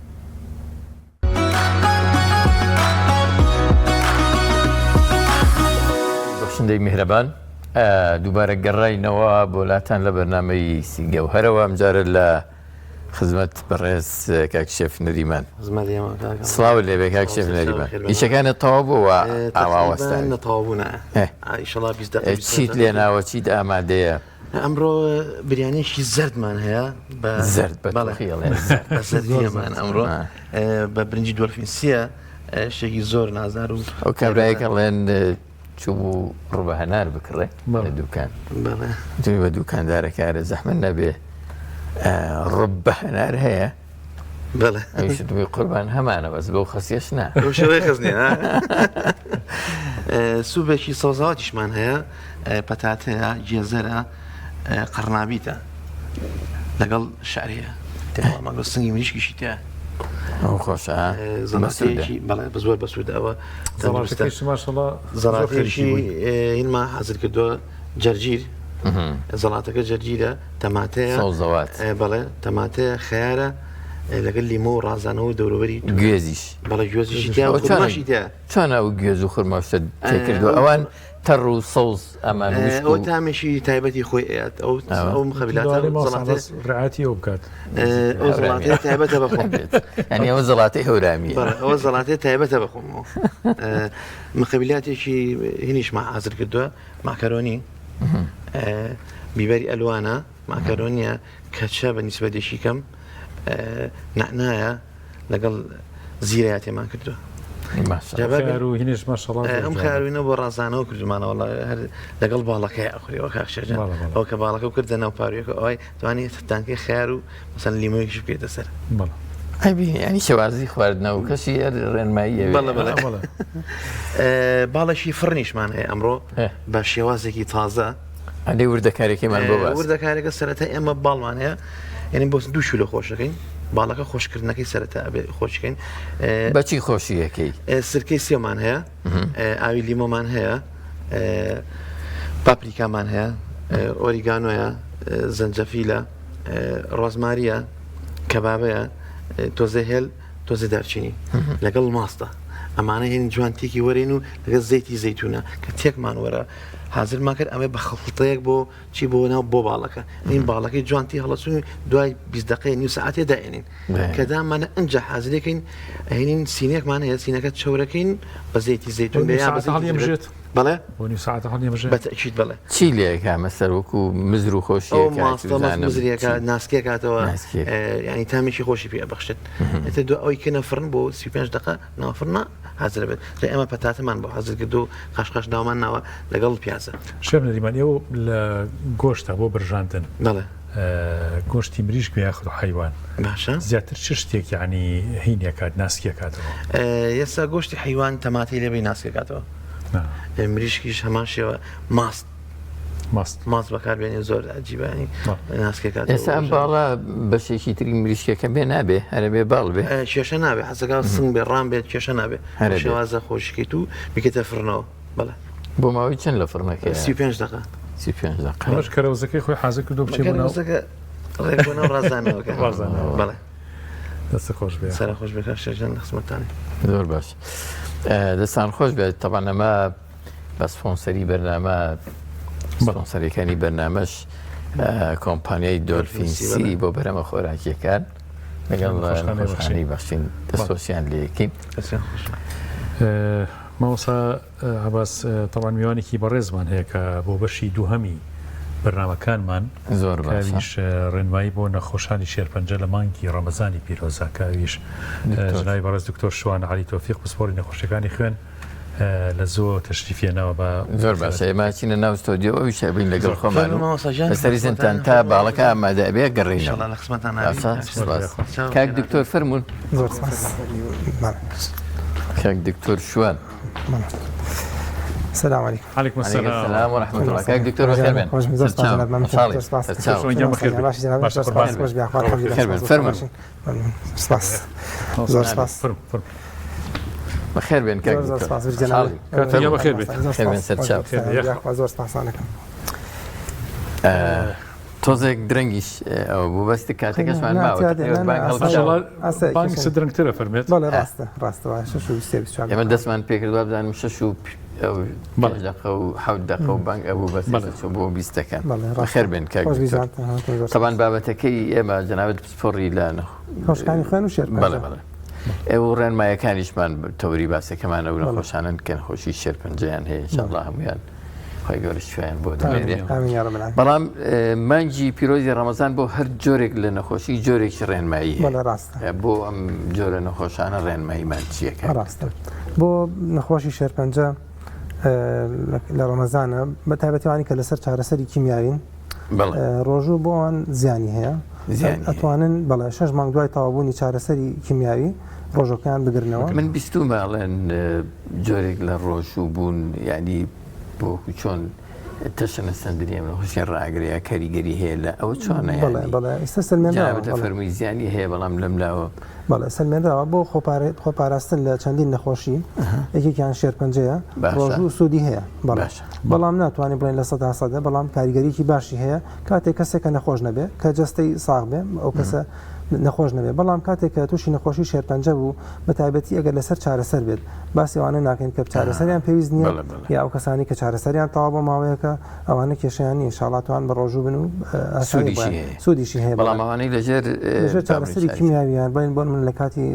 مانگی ڕەمەزانی پیرۆزە چارەسەری کیمیایی وەرەگرن بە تایبەتی یان چارەسەر بە تیشێک چکە ئێمە چەند شەوێکمان هەیە بۆ چارەسەری نەخۆشی شێرپەنجە ئەو کەسانە ئەگەری ئەوان هەیە بەرگری لەشیان دابەزێت هەروەها دابشبوونی خانەکان لە لەشیان خاوتر ئەبێت ئەو کاتە ئەگەری توشبوونیان بە برینی گەدە زیاتر ئەبێت بۆیە لێرە بێ ئەو کەسان ئاگاداری ئەوە بن کە ئەندامی هەرسوزگەریان بەڵێ پرچارێکی زۆری لەسەرە لەبەر ئەوەی کۆندامی هەرسوجگەر زیاتر دابشبوونی خانەکان سوود ئەبینێت خانەکان بەردەوامی نوێ ئەبنە بەڵام نەخۆشێک کە چارەسەری کیمیایی وەرەگرێت دابشبوونی خانەکان خاوە بێتەوە کەمتر ئەبێت لەبەرەوە ئەگەری توشبوونیان بە برینی گەدە و ڕێخۆڵە زیاتر ئەبێت لەبەرەوە لەوە چێ ڕۆژوو بۆ چەند کاتژمێرێکی زۆر یان شێوازی خۆراک کە تێک ئەچێهی ئەو کەسانە کاتی مانگی ڕەمەزانی پێرۆز لەوانەیە وان لێ بکات کاریگەری خراپی هەبێت لە سەریان ڕۆژەکە لە لایەکی کەشەوە بۆ گورچیلە لەوانەیە کاریگەری خراپی هەبێت ئەو چارەسەرانە لە کاتێکا کەسێکە بە ڕۆژوو بێت بە تایبەتی کاتژمێرەکانی کۆتایی ڕۆژوو ئەو کەسە ڕێژەی ئاو کەمە بێتەوە لە لەشیان ئەو کەسە کە زۆر هەست بە تینێتیەکە ئەو کاتانە ئەوە ڕێژەی ئاو کەم بۆتەوە لە لەشی ئەو کەسەیە واتە توانای کارکردنی گورچیلە کەم ئەبێتەوە گورچیلەکانیش بۆ بەرگرتنی چارەسەر و بۆ مامەڵەکردن لەگەڵ ئەو چارەسەر کیمیاویانە لەلایەن لەشی ئەو کەسەوە زۆر گرنگن چکە پاش ماوەیەک ئەبێ لەش فڕەیە ئەو دەرمانانە ئەگەر گورچیلە نەتوانێت بە پێویست فڕی با بەهۆی کەم بوونەوەی ڕێژەی ئاو لە لەشە لەوانەیە تووشی کێشەی کاتانە پێویستیان بە ڕێژەیەکی زیاترە بەدڵنیایی بەلایانی کەمەوە ئەبێ 3 لیتر ئاو بخواتەوە ئەو کەسە لە شەو ڕۆژێکە لەوانەیە هەموو کاتژمێرێ پێویست کا پەرداخی ئاو بخواتەوە بۆی کاریگەری خراپی نەبێت لەسەر گورچیلیان ئەو چارەسەر کیمیاوی کە وەریەگرن بەڵام ئەو کەسانەی کەشکە چارەسەری کیمیاویان هێشتا دەست پێ نەکردووە و شێرپەنجەیەکی چالاکیان هەیە لەوانەیە توانای جەستەیان کەمتر بێت لە کەسانی کە زۆر هیلاک بن بەهۆی ڕۆژەوە ئەوانیش لەوە ئەچێ ڕوخسەتیان هەبێ کە بە ڕۆژوو نەبن ئەگەر زۆر هیلاک بن پێی نەخۆشن ڕێگەی پێ کەتور بەنسبەت شێرپەنجە بەگشتی یعنی ئەم نەخۆشیە ئەڵێن زۆربەی حاڵەتەکانی شێرپەنجە ئازاری نییە تا پێی بزانێ یعنی خەڵک چی بکە بۆ ئەوی بزانێت شێرپەنجەی توش نەبێت یا خۆی پارێزیری یاڵێ زوو بەدەم خۆیەوە ئەمە ڕاستە لەبەرەوەی شێرپەنجە هەر لە لەشی مرۆڤ خۆی دروستە بێت لە خانەکانی خۆیەوە دروستە بێت لەبەرەوە لە خۆناکانی سەرەتا دەگمەنە ئازاری هەبێت لەبەر نەوەکان کاتوریا زۆربەی زۆری هەنێ جۆری هەیە بە ئازار دەست پێ ئەکات وەکو ئەوانی کە بڵین گەدە شێرپەنجەی گەدە بە ئازاری گەدە دەست پێ ئەکات بەڵام زۆربەی شێرپەنجەکانی کە ئازاریان نییە کاتێک کە ئازاریە بێت کە بڵین قەبارەی گرێەکە زۆر گەورە بێت فشار بخاتە سەر دەمارێک ئەو کاتە ئازاریا بێ و کەسە لەبەرەوە لە خۆناکانی سەرەتایە زۆر دەگمەنە نەخۆش ئازاری هەبێ نیشانەیەکی هەیە بەڵام بەپێ ئەو ئەندامی کە تووشی شێرپەنجە بووە نیشانەکەی گۆڕێت بەڵێ کاتۆر ئەگەر بۆ نەخۆشەکان بڵین زیاتر چ نەخۆشی زیاتر خراپە یان باش نییەکە بە ڕۆژوو بێت ینی تاسیرێکی ڕاستەوخۆی لەسەریە بێت ئەگەر شێرپەنجەی بێت بەڵێ ئەگەر شێرپەنجەی بێت ئەو کەسە بە ڕۆژوو بێت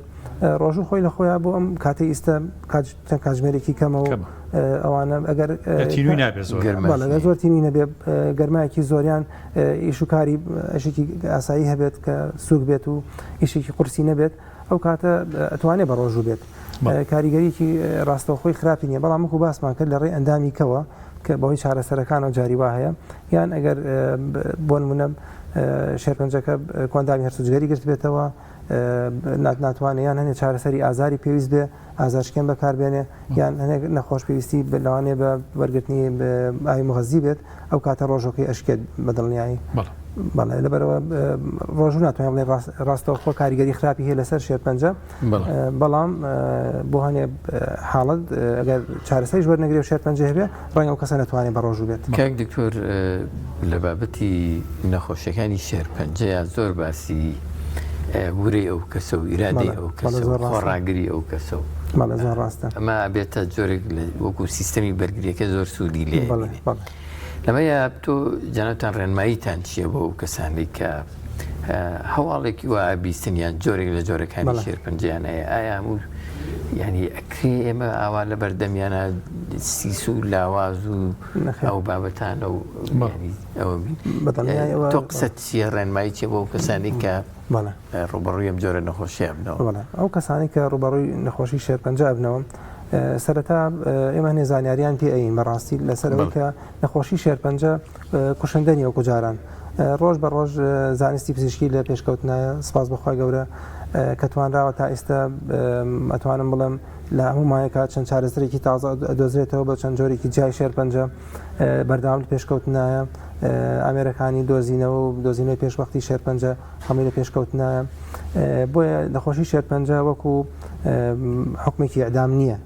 ئەو کەسانی کە تووشی شێرپەنجە بن وەکو هەموو نەخۆشیەکی کەیە نەخۆشی کەش هەیە وەکو بەری شاڵبوونی سیەکان بۆ نمونە یان جەڵتەی دڵ یان جەڵتەی مێشک ئەوانە ڕەنگە مەترسیان زیاتر بێ لە شێرپەنجە و خەتەریان لەسەر ژیان زیاتر بێ بەڵام نەخۆشی شێرپەنجە لەبەر ئەوەی نەختێک بە ئازارەوەی کاتی ئەو کەسەکە تەخۆشێکە بڵاوێتەوە تایە یان زاڵە بێ بەسەریا بەڵام لە سەرەتا ئێمە نەخۆشەکان زۆربیان ئەگەورەیان باش بێت باشتر چارەسەر وەرەگرن و پابند نەبن بە وەرگرتنی چارەسەرەکەەوە و ئەگەری چاگونەوەیان زۆر زیاترە بێت ئەگەر وریان بەرز بێت بۆیە ئێمە لە سەرەتاوە هەوڵین بەردەوام لەگەڵیان نابین بە هەموو شێوەیەک ئێمە تەنها خۆمان کار ناکەین وەکو پزیشک هەنێک کارمەندمان لەگەڵایە کارمەندی بڵین تایبەت نەخۆشە دەرونیەکانمان لەگەڵایە توێژەری کۆمەڵاتیمان لەگەڵایە کە یارمەتی دوانێن لەو ڕوەوە کە زۆر گرنگە بۆ نەخۆشی شێرپەنجە کە بەردەوام وریان بەرز بێت لەبەر هەنێشت وەکو پابندبوون بە چارەسەر لەبەر ئەوەی ئەگەر نەخۆشێک وەرەی بەرز نەبێت ببینێ هیلاک بێ بەهۆی چارەسەرەکەەوە ئەگەر وەرەی بەرز نەبێ ئەو کاتە لەوانەیە وازە چارەسەر بێنێ و ئەوە کاریگەری خراپیە لەسەر نەخۆشیەکە بەڵام ئەگەر ئێمە بێت و نەخۆشەکە پابند بێ بەهۆی ئەوەرە بەرزەوە ئەگەری چاکبوونەوەی زۆر زیاترە بێ بە دڵنیایی کاتوریەوە جەنابتان خصاسان بۆری خوێنە یعنی نەخۆشەکانی خوێن سەرەتانی خوێن چەند جۆری هەیە ئەڵێن هەندێک جۆری زۆر ئاساییە هەندێک جۆری زۆر کوشندەیە زۆر ڕاستە بەڵێ چۆنە ئەو حاڵەتە بەڵێ ئێمە شێرپەنجەکانی خوێن ئەکرێ بە چەند بەشێکەوانە بەپی ئەو خانانی کە تووشی شێرپەنجە ئەبن بۆ من ئەگەر خڕۆکەسپەکان بێ پێی ئەوترێت لوکیمیا ئەگەر لەمفەگرەکان بێ پێوترێت لەمفۆما بە ئینگلیزی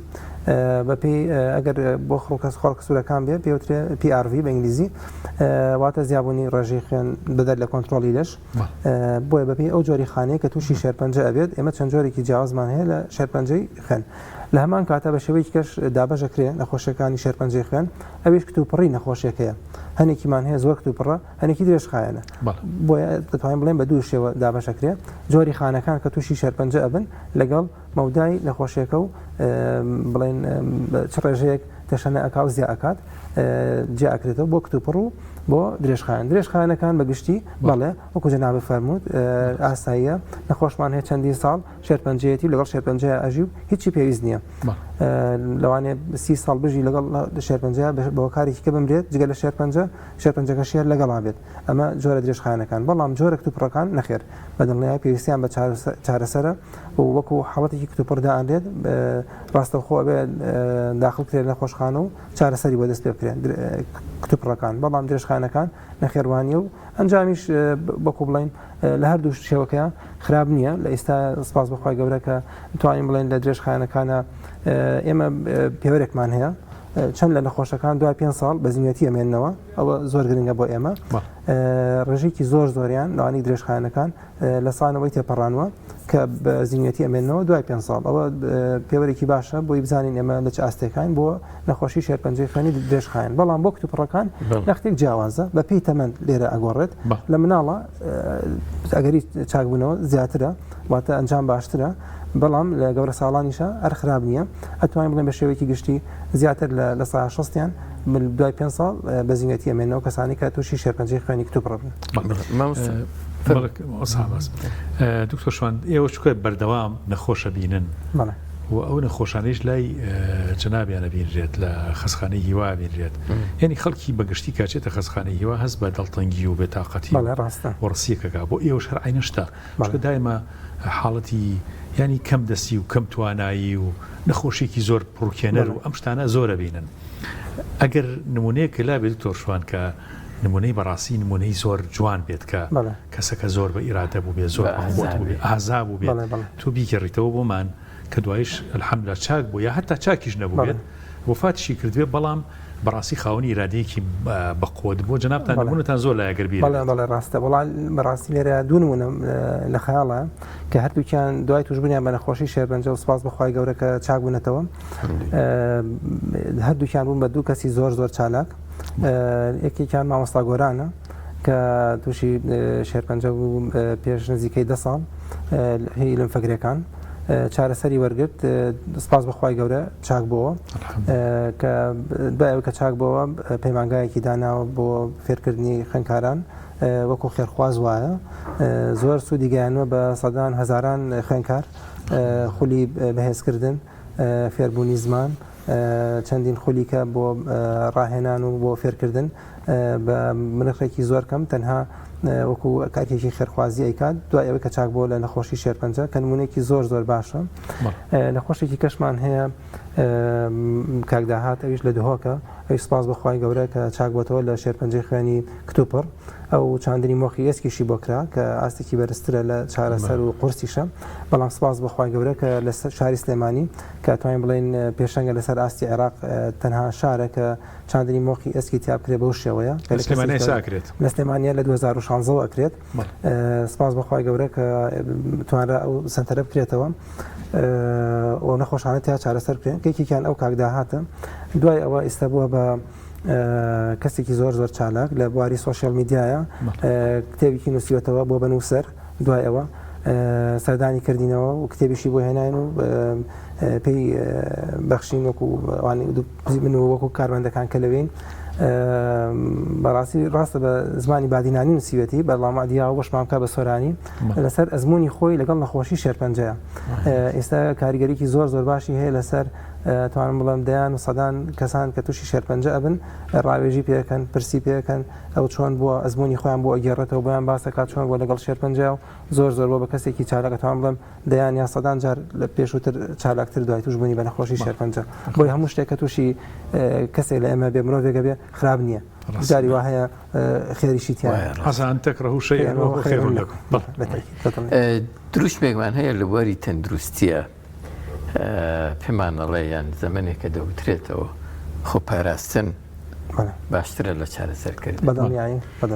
لەم بوارەشە ئەم دروستمە ڕۆڵی هەیە بەدڵنیایی ئەی چۆن ئێمە تا خۆمان پارێزینە نەخۆشی شێرپەنجە بەڕاستی چۆن ئەتوانین خۆمان بپارێزین بەڵێ ئێمە ئەتوانین ئەگەرەکەی کەمکەینەوە ناتوانین لە سەیاسە وەکو کتانێک خۆمان پارێزین لە نەخۆشێکی ڤایرۆسی یان میکرۆب بەڵام لە نەخۆشی شێرپەنجە ئەتوانین ئەگەرێکی زۆر کەمکەینەوە بە چەندین کارکە ئەو کەسە بیکات وەکو دوورکەوتنەوە لە خۆ خراپەکان وەکو دوورکەوتنەوە لە جگەرە کێشان لە خواردنەوە هەولێکان وەرزشکردن زۆر گرنگە بۆ ئەگەری توشبوون لە شێرپەنجە کەم کاتەوە پاش ئەوە خۆراکی تەندروست خۆراک زۆر گرنگە ئەتوانم بڵێم هۆکار یان بڵێن پەیوەندیەکی سەرەکی هەیە لەگەڵ نەخۆشی شێرپەنجە ئەگەر خۆراک تەندروست نەبێ و هەنێک پێکهاتەی کیمیاوی ئامادەکراوی تیابێت کە لە ئێستا ڕەنگە زیانەکەی نەزانێ بەڵام پاش ماوەیەک ئەزانرێ بۆ گەڕانەوە بۆ سروشت لەوانەیە باشترین خۆپارێزی زەمانەیە خۆراکەکەمان تەندروستە کاک دکتۆر ئەو خۆراکانەی کە دەستەبەرن لە بازار لە ماڵەکان بەداخۆ ئەبێ ئێمە خۆمان پارێزین بەڕاستی زیاتر بە دوای سەرچاوی باشی خۆراکە بگەڕین بەردەوام بگەڕێن بە دوای ئەو خۆراکانەیە کە کەمترین پێکاتی کیمیاوی تایە بڵین بۆ بەهانێشتی شاتوانین بزانین بۆ نمونە ئەو پێکاتانی کە تیاتی بە کۆد نووسراوە توانین بە دوای ئەو کۆدانەیە بگەڕین بزانین زیانیان هەیە یان نیانە ئەبێ ئێمە هەروەها ئەگەر سەرچاوی خۆراکێک بەباشی نەنووسرابێت ئەکسپایرەکەی ڕوون نەبێت لەسەری ئەو شتانە دوورکەوینەوەی ئەو شتانی کە ڕەنگی تایە بە تایبەتی ڕەنگی دروستکراو ئامادەکراو نەک ڕەنگی سروشتی ناڵێم ڕەنگی سروشتی میوە ئەوانە کێشەی نییە بەڵام ئەوەی کە پێکهاتەکانی کیمیایی بێت ئەوە زۆر خراپە ئەنێ شەربەت هەیە بەداخەوە هەنێ خۆراکێک کە بۆ مناڵ ئەیرێت وەکو نقڵ و مەساسە و ئەو شتانە هەنێ جبس کە ئەنێ پێکاتی کیمیایی تایە ناڵێن بە تەواوی بڕێ لە بازاڕەکانە بەڵام بە ڕێژەیەکی کەمتر بەکاربێت ئەگەری هەیە بڵێ کە توشبوون بە نەخۆشی شێرپەنجە کەم کاتەوە هەروەها پیسبوونی ژینگە هەموو کەسێک لە ئێمە ئەتوانێت ڕۆڵی خۆی ببینێت لە پاکردنەوەی ژینگەیە کە نێڵە ژینگە پیس بێت ژینگەش ئێمە ئەو هەوایە کە هەڵێمژین ئەو شوێنێکەتی ئاژین بەڵێ ئەوە زۆر گرنگە لێرە کە سەرچاوێکمان بینی ژینگە پیسەکات هەوڵ بین نەیهێڵین ڕاستە وەرکی لایەنە پەیوەندی دارەکان حکومەتە بەڵام لەسەر ئاستی تاکیش ئەتوانین ئێمە ڕۆڵی خۆمان ببینین لەوەیە لەبەرەوەی ڕاستەخۆ پەیوەندی هەیە بۆ نمونە دووکەڵی سەیارە یان مەکینەی گاز دووکەڵی پێڵ هایدرۆکاربۆن ئەو پێکاتانی لە نەوت پێکاتەکانی نەوت دروست دەکرێت دووکەڵەکەی زۆر خراپە بۆ ئەگەری توشبوون بە سلمێنراوە لە سایاسە کە ئەگەری هەیە کە یان پەیوەندی هەیە لەگەڵ توشبوون بە نەخۆشی شێرپەنجە بۆیە ئێمە ئەتوانین بە وەرزشکردن بە خۆراکی تەندروست بە پاکردنەوەی ژینگەکەمان خۆمان پارێزین بە شێوەیەکی باش لە نەخۆشی شێرپەنجە. ماوەسا عەباس دکتۆر شومان شتێکی بیرخستمەوە لە چیرۆکێکە باسی گەشتکە ماسیەکانی قەراغی بەحرەکات دەریاڵ ئەڵێ پیاوێک بەلای قەراغی بەحرێکە ڕۆیشت ئیتر بە هەزاران و بە سەدان هەزار گۆچکە ماسی فڕێداتە دەروی مینەکە هەڵی تیانە بوو بڵین زیندوو بوو تەمان زۆرێکیان زیندوو بوون ئەم پیاوە چوو یەکەکە هەڵیەگرت فڕێیانان و ناو ئاوەکە پیا وتی کاکە تۆ خەریکی چەم کەی ئیشە تۆ یەکەی وتی بووە وتی ئێ تۆ فڕیت ئاوەکە تۆ سری هێنێتەوە دەرەوەیەتە دەرەوەی ئاوەکە وتی خۆ بۆ ئەم دانیان فەرقی کرد دوور هەوڵما ئێمەش زۆر جار یعنی باسێشت بە کەمە زانین جاری وا هەیە پیلێک و کارکتۆرە فەرمیلا شوێنێکی باشە هەڵبگیرێ نەک بخرێتە ناو تەنەکەی خۆڵ و یان خوار هەتا دەرمان دوێنێ ئێمە دکتۆرێکی سەیدرانیمان بان کردبوو چەند خەتەرەکە ئەم دەرمانە ناکرێتە ناو تەنەکەی خۆڵ و فڕێدرێت و دوایی هەم ترێتەوە بە خواردن و ئاویەت و لای ئێمە یعنی ئێمە هەر کەسە بۆ خۆمان ئەگەر بە پیلێک بۆ ئەگەر بە شیتێک دەرمان بووە ئەتوانین بەڕاستی ژینگەکەمان وردە پاکەینەوە چۆن چاکەڵێ لە تاقیرە من المعروف شەیئە کاک دکتۆر پرسیارێکم هەبوو لەبارەی ئەم نەخۆشانەوە ویشەوەیە کە هەندێک کەس بەداخەوە کە تووشیم زۆرە نەخۆشیانە بن یەکسە بیر لەوە ئەکەنەوە بچن بۆ دەرەوەی وڵات ترەوە هەندستانە تورکیای ئوردونە بزانم هەندێک لە وڵاتەکانی دەوروبەرە ئاستی چارەسەری ئێستا لای ئێمە چۆنە گەیشتۆ بە ئاسی ئەم وڵاتانە پێویستەکە هەر نەخۆشیێک یەکسەر کرد ئەو پارە زۆرە سەر بکەن بچێتە دەرەوەیان چۆن ئەگەڕێنمە یەکەوێ بەڵێ سەرەتا کەسێک کە پێوترێ نەخۆشی شێرپەنجەتی ڕەنگە چەندین کەس بێت قسەی بۆ بکە شتی پێ بڵێ تۆ بۆ ناڕێوە دەرە بۆ فرای خۆ ناکەوی ئەم جۆرە قسانە بەڵام لە ڕاستی ئەو کەسانی کە ئەو قسانی پێڵەن بۆ نەخۆشە زۆربەی زۆریان ئەزمونێکی پزیشکیان نییە تا بزانن بە تایبەتی لەو بوارەیە بۆیە بە هیچ شێوەیە هیچ کەسێک پێویست ناکات سەردانی دەرەوەی وڵات بکە تەنها مەگەر پزیشکی پسپۆڕی ئەو نەخۆشیە پێی بڵێ بڕۆ دەرەوەی وڵات لە وڵات دەرەوەی وڵات چارەسەرێکی باشتر هەیە لەبەر ئەوەی ئەگەری زیاترە پزیشکەکەی خۆی کە پسپۆڕی هەیە لە بوارەیە ئاگاداری دەرەوەی وڵات بێ زیاتر لە نەخۆشەکە و لە کەسوکاری نەخۆشەکە بۆیە لێرە پێویست ناکە هیچ کەسێک سەردانی دەرەوەی وڵات بکات پێش ئەوەی سەردانی پزیشکی پسپۆڕی خۆی بکات لە نەخۆشخانەی هیوایە لە دەرەوەی نەخۆشخانەی باش پزیشکی پسپۆڕمان هەیە لە بواری شێرپەنجە بەڵام لێرە شتێک زۆر گرنگە ئەویش ئەوەیە کە دۆزینەوەی پێشوەختی شێرپەنجە زۆر گرنگە بۆ چاکبوونەوە لە نەخۆشی شێرپەنجە و ئەنجامی چارەسەرەکەی زۆر باشترە بێت ئێمە ساڵانی پێشووتر ئامێری باشمان نەبوو لە دۆزینەوەی شێرپەنجە پێشوەخت بەڵام سپاس بەخوای گەورە کە ئێستا ئەتوانم بڵم لە ئاستێکی زۆر باشین لەوەشە کە ئەتوانراوە بەڵێ زۆر پێشوەخت نەخۆشی شێرپەنجە بە ڕێژێکی زۆر کەمیش بێ دۆزرێتەوە لە لەشی کەسەکانە ئامێری باشمان هەیە وەکو پێچکان ئێستا لە شاری سلێمانیە دوانمان هەیە ئێمە پێش 5 یا 6 ساڵ نەخۆشمان نرد بۆ لوبنان خۆمانەمان نردیا بۆ ئەردەن یا بۆ تورکیا وەزارەتی هەبوو بەڵێ بەپێی گرێبەست لەگەڵ وڵاتانی کەیە نەخۆشی ئەنارد و ئەم هەموو تێچوە زۆرە بۆ نەخۆشێک کە ئەچوو لە دەرەوە بە تەنها بۆ ئەشیعەیەک بەڵام ئێستا سپاس بەخوای گەورە ئەو شتانە هەمووی لە شارەکانی خۆمانە لەبەردەستە لە خستخانەکانی خۆمانە چارەسەری زۆر باشمان هەیە نەخۆشخانەی هیوا ئەتوانمە مەسەر ئاستی عێراق ئەگەر لە هەر سنتەرە پێشکەوتوەکانە لە ڕووی لەخوا بخۆرە بە زیاوێ لە ڕووی پشکننی تاقیگەیی و لە ڕووی دەرمان و لە ڕووی لێهاتووی کارمەند و پزیشک و ئەو کەسانی کەوی نەک لەبەری کە خۆم لەوێن بەڵام ئەمە ڕاستێکەیە لە ڕێژەی چارەسەریش کاتەوە لە ڕێژەی چارەسەری جنابتان هەیە خەڵکچاکە بێت بەڵێ ئێمە چەندین توێژینەوەمان کردووە ئەوەی ڕاستی بێ بە هیچ شێوەیە کەمتر نییە لە وڵاتانی دەوروبەر ڕێژەی چاکبوونەوەی نەخۆشەکانمان بە هیچ شێوەیە کەمتر نییە بۆیە ئێمە سپاس بەخوای گەورە ئەتوانین بڵێن پێویست ناکە هیچ نەخۆشێک سەردانی ئەردەن یا تورکیا یا ئێران یان هەندستان بکات بۆ چارەسەری نەخۆشی شێرپەنجە مەگەر تەنها ئەگەر پزیشکەکەی خۆی پێی بڵێ چارەسەرێکی باشتر هەیە لە دەروی وڵات هەوڵێک بە بۆ خۆت ئەگینا وەکوتر ئێمە لە خۆشخانی وا زۆربەی شتەکان بێ بەرامبەرە بەردەستە ڕاستە کەم و کورتی هەیە وەکو هەموو سێکتەرێکی کەی ژیان ئێمە ژیانمان نەگانێت ئەو ئاستی کە هەم وڵاتە هەیە بەڵام سپاس بەخوای گەورە لەسەر ئاستی وڵاتانی دەوروبەر ئەتوانم بڵێن ئێمە لەوان کەمتر نین لەخوا بە زیابێت کە لاستێکی زۆر باشتین لەوە دکتۆر شوان یەک کێشە هەیە لای خەڵک کە زۆر جار ئەگاتەوەی کە داوای یارمەتی و کۆمەکی و کۆکردنەوەی پارە بکرێ بۆ نەخۆشی سیئە یاخود نەخۆشانە سەرەتان ئەوی شەوەیە کە عیلاجەکان بڵین لە خستخانەی هیوایە دەست نەکەوێت ئایا عیلاجی وە هەیە گران بێت کە نەخۆش نتوانێت بیکڕێت ئێوە بۆی دابین نەکەنیان نتوانن یاخود ڕێکخراو نییە لای ئێوە کە یارمەتی ئەوانە بن و نەخۆشانە بەڵێ لێرە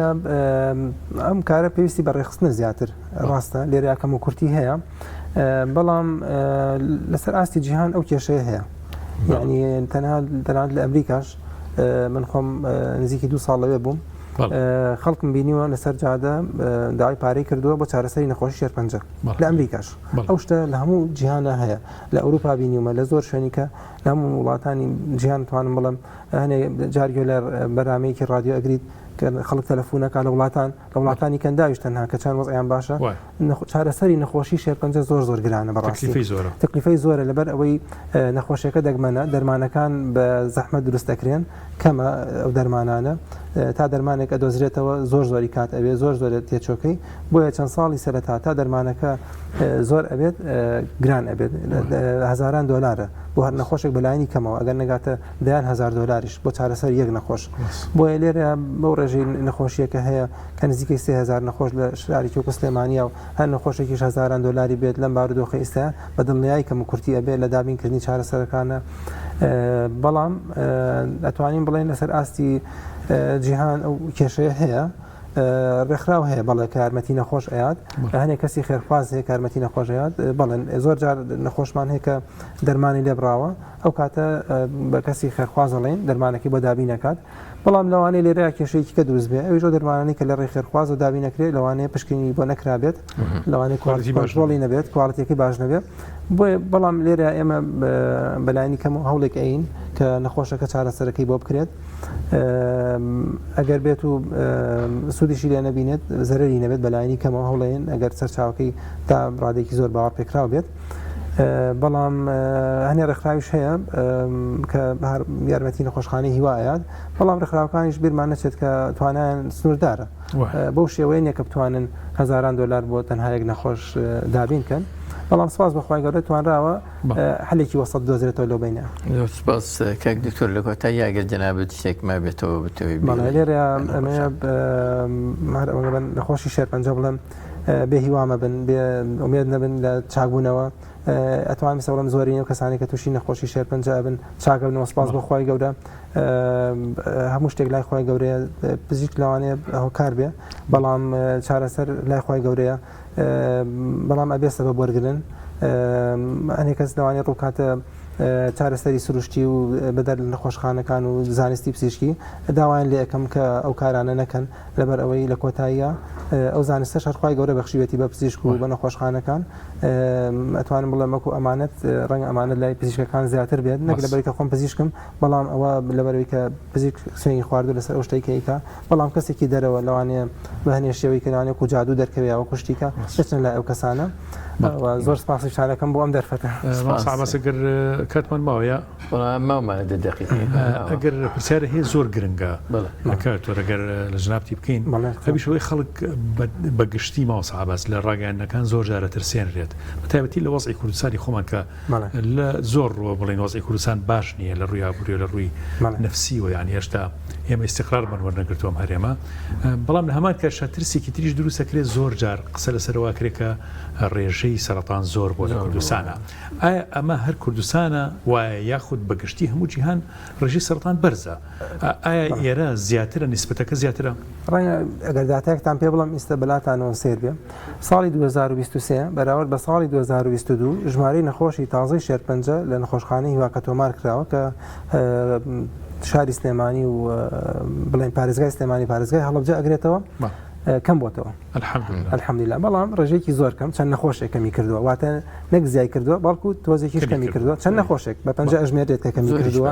نەخۆشی تازە کە تۆمار کراوە ئەوە زۆر دڵخۆشکەرە لە ڕاستیە بەڵام ئەوەمان لێ ناکا کە ئێمە هۆکارەکانی خۆپارێزی پشتگوێ بخەین بەڵام لەوە ئەچێ ئاستی و شاری خەڵک زیای کردبێت ئەوە وای لێ ئەکات ڕێژەی خەڵکی زیای کردووە ڕێژەی خەڵکیش زیای ئەکات ئەوە ئاساییە ئەبێ ڕێژەی شێرپەنجە زیاد بکات لەگەڵیان بەڵام لەوانەیە ئێمە ئەو ڕێژەیە کە لە 2022 تۆمار کراوە هەنێکی دەرەوەی سلێمانی بووبێ زۆر نییە بۆیە ئەتوانین بڵین لەخوای گەورە بە زیابێ ئەسەر ئاستی جیهان کە نەخۆشی شێرپەنجە زیای کردبێ لا ئێمەش ئەگەر زیای کردبێ بەڵام لەوان زیاتر نییە واتە ئێمە لە مەترسیانین بەهۆی ئەوەوە بەهۆی نەخۆشی شێرپەنجە بە تایبەتی بەڵام ئەبێ بەردەوام ئاگامان لە خۆمان بێ بەردەوام ئێمە خۆمان پارێزینە نەخۆشی شێرپەنجە کاتێکیش کە کەسێک هەسی کرد بە ئەو نیشانانی شێرپەنجەکە هەیە زوو سەردانی پزیشکا و زوو بگەڕێ بە دوای هەوکارەکەیە و چارەسەری بەڕێز دکتۆر شوانعەلی پسۆڕی نەخۆشیەکانی خوێن زۆر سپاستانەکەی خۆش بێ زۆر سپاستانەکەم بۆ ئەم دەرفەتە یاخوا بەخێر بێن بینەرە بەڕێز و خۆشەویستەکان ناوبڕێک وەردەگرین و دەچین بۆ لای شێف نەریمان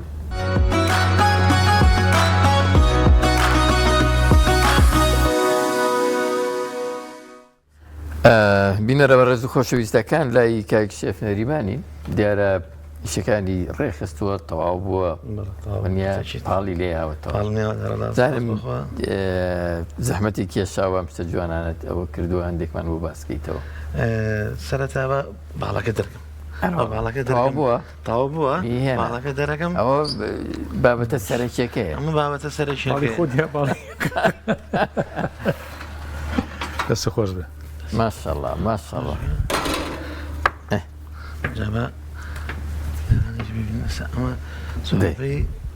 ینی با لەم شتە باشەشەوە دەست پێ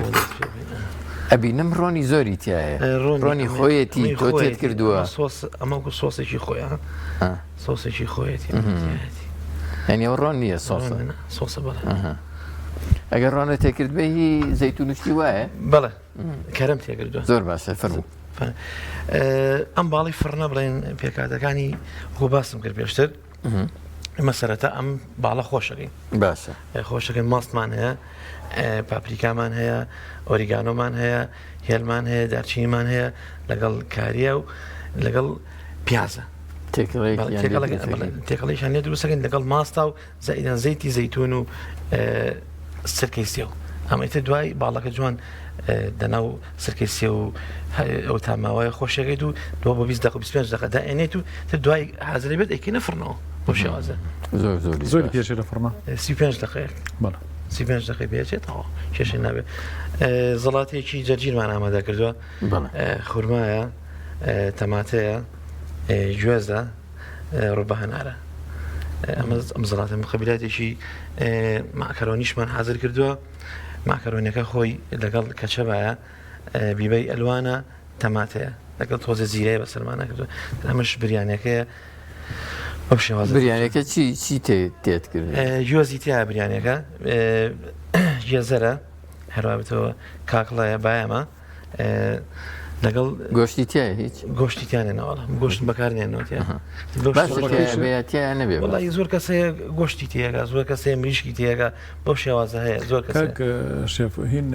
مریشک تۆزە خاوی ناکاتەوە بریانی مریشک خاوێکاتەوە بابەرەوەڵا بەس هەیە گۆشتی تێگە و ئەکا بە مەقلوبە مەسەلەن مەقلوبەشمان هەیە توانی بکە بە مەقلوبی مریش تەبیعەتی وایە بەس هەر کە بریانی وتە بریانی زیاتر خەڵک بە سنی مریشکی کاکاشە بەس هەستەکەی خاوتر نیە ینی شتێک نییە کە بە تۆزە هینی بکە ینی تۆزی تامەکەی هینتر بکات زیاتر بکە چکە خۆی سنگ هەر خاوە لە ناوینە ڕاستە سنگ هەر خاوە بەس زای چوانە بە حکمی ئەو کەرەسانەی کە تایەتی کاشێژە نایڵ ئەو تام خاوە بات سوبەکە چی تێ سوبەکە بابێنە سەر سوبەکە ئەمە زۆر گەرەکە بەڕاستی ئەمە ژەمێکی تەندروستە ئەم سوبە بەزالیامان هەیە ئەمە لێرە بەکارمان هێنا قارچکە هینە خڕنابیتە لەگەڵ جێزەرایە لەگەڵ پەتاتە گێزەرە چیە هەڵژناوە قاپا کاکشێژان ئەو بەس بۆ جوانکاری و وەریشتیا و زیاتر لەسەر بەم زەڵاتەکە ئەمڕۆی خواردنەکەی ئەمڕۆی مامۆستا عەباس تقریباً خواردنێکی یعنی بەلای ڕۆکیە زیاترە ڕۆکوانە سفرەکەی ینی سنگی باش خۆی دکتۆر باسی کردوتی ئەوێ دوو ئەوەندە سەوزە هەبێ ئەمجا بەشەکانی تری خواردن نیوەیە چودانم چوریە نەوێڵەیە دەستی خۆش بێ شتێکی زۆر بەتام و بەلەزەتی ئامادە کردو پێشم وانە دیسان تاکی دەکەینەوە ئەمانی کە تۆ ئامادەت کردوون با بڵین لە ڕووی مادیەوە زۆر بکەون وەنیە زۆر ناکرێت نیو کیلۆ باڵا مریشکیا کیلۆیەک لەسەر ناکەوێت هەندێک سەوزۆ میوە ئەمە زیاتر ئێمە ڕازانەوەمان کردووە ئێمە خەڵک بۆ ئەزانێ ئەم مێزەی ئێمە لاواتە 100,000 تێچوو بێ لاشە ئەو پەڕی 25,000 تێچوو هەرەوەە ئەوش گۆشتەکە وای لێ گۆشتەکە وای لێ ئەکات بۆژنا هەر ئەوەی تێچێت ناشگاتەوەە ناشگاتەوە تۆ بابەتی مریشکێ بەکارێن زۆر 2 کیلۆی 3 کیلۆی ئەو بەڕ بچێتە زۆر زۆر ئەگەر گۆشتیشی لەگەڵا کڕیرا تۆ بۆ خێزانێکی 2 نەفەری ڕێژەیەکی کەمتر ئامادە 3 نەفەری ڕێژەیەکی کەمتر ئامادەکەی ڕاستە ئەمە لەوانەیە بۆ خێزانێکی گەورە ئامادەکرا بێ 6 نەفەری نەفەرە بێ بەڵێ ئەمە لەبەرەوە ئەکرێ بە بڕێکی کەم پارە تەنها ئەوەندە زەحمەت بکێشی بە جوانی ئامادەی بکەیت جوانکاریی جوانی تەنسیقاتێکی جوانی بۆ بکەیت بێگومان ئەمە سوودێکی کرانەوەی ئیشتیها و باشخۆری و خواردنخۆری و ئەوانەی لێ بەرهەمهێنرێ دەستت خۆش بێ شتێکی زۆر جوانە دەستڕەنگینیەکی جوانی پێوە دیارە ماشەڵڵا جوان ئەوە ئامادەکراوە ئەو شیبوونەوەیە کاریگەری تێکەڵەکەی کە تێت کردویان کاریگەری کاریگەری تێکەڵەکەش هەیە و فڕناکەش تێکەڵەکە هینەکات ناسکێ کاتەوە یعنی ئەی ڕزێنت بین تاماو زیاتر زوو کاریگەری هینە گەرمایەکە زیاتر گەرمایەکەش ئۆشە بەتەشت دەستان خۆش بێ خواب دەستڕەنگینی جوانی پێوە دییان هێوادارین هەموو ماڵێک هەموو سفرەیەک هەموو خوانێک لەمە ڕزاوەتر بێ لەمە جوانتر بێت بە تایبەتی لە مانگی پیرۆزی ڕەمەزان کاک شێخ زۆر گرنگە ڕاستە احتیمامدان بە سفرە بۆ ماڵەوە بۆ ئەندامانی خێزان مەزیە تەنها با بڵێین ئافرەتەکە یان ئەوەی کابوونیە ئەوتوانن ئەندامانی خێزان هەموو هاوکار بن پیا و مناڵ کرد ئەمجا دایک پێکەوە بکەن ساڵجان ئەمە ئێستا بۆ برنج ئەوە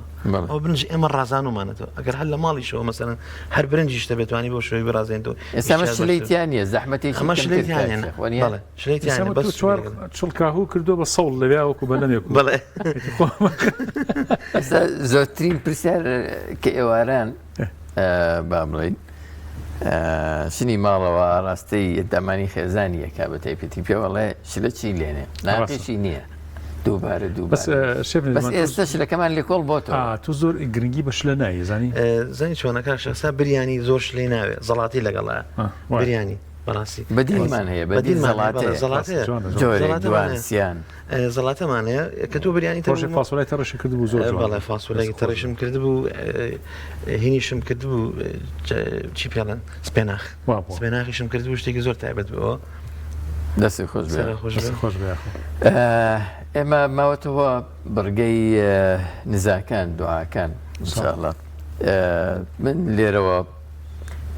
دەستخۆشی بۆ هاوکارانم کاک عەبدولخاڵق و ستافەکەی دەستخۆشی بۆ کاک شێف نەریمان کە زەحمەتی گێشتاخوانێکی جوانی ئامادە کردووە هیوادارین کە خانمان چاوی لێ بکەن و زانیاری و ڕێنمایی بە سوودی لێوەربگرن سوپاسی میوانەکانمان نەکەین کامڕۆ زەحمەتیان کێشا و قسەی جوانیان خستە خزمەت بینەرە بە ڕێزەکان دەستیان خۆش بێ بە کۆتا بەڕگە کە کاک شێف فاتح بەڕگەی نزا و دوعاکان لەباتی ئێمەش دوعا ئەکات ئێمەش لێرەوە ئامینی بۆکە ئینشاڵڵا خۆی گەورە لێمان وەرگرێ کۆتایی بە ئەڵقەی ئەمڕۆی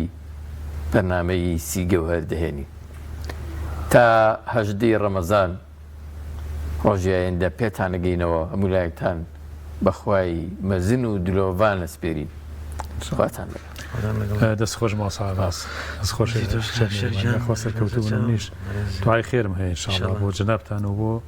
ئەم براز و خۆشەویستانە کە بەڕاستی ماسابازمە پێشەوەی بڕۆمابێ ینی ڕەمەزان ئەمە دووسێ ڕەمەزانە بەلای منۆ زۆر زۆر چێژێکی گەورەی هەیە ئێواران چکە ئێواران ڕەنگە ئەگە هەر لە ماڵەوە بیت کە زۆر جارێمە شینەوە ماڵوانە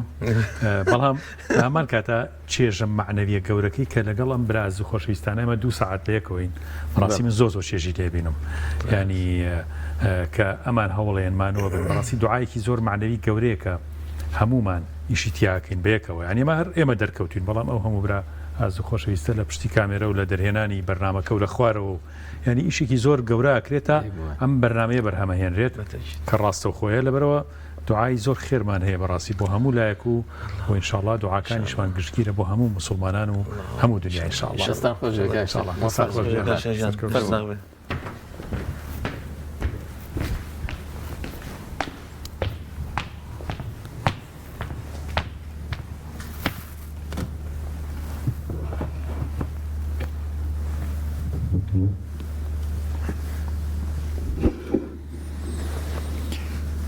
بسم الله الرحمن الرحيم الحمد لله رب العالمين والصلاة والسلام على سيدنا محمد وعلى آله وصحبه أجمعين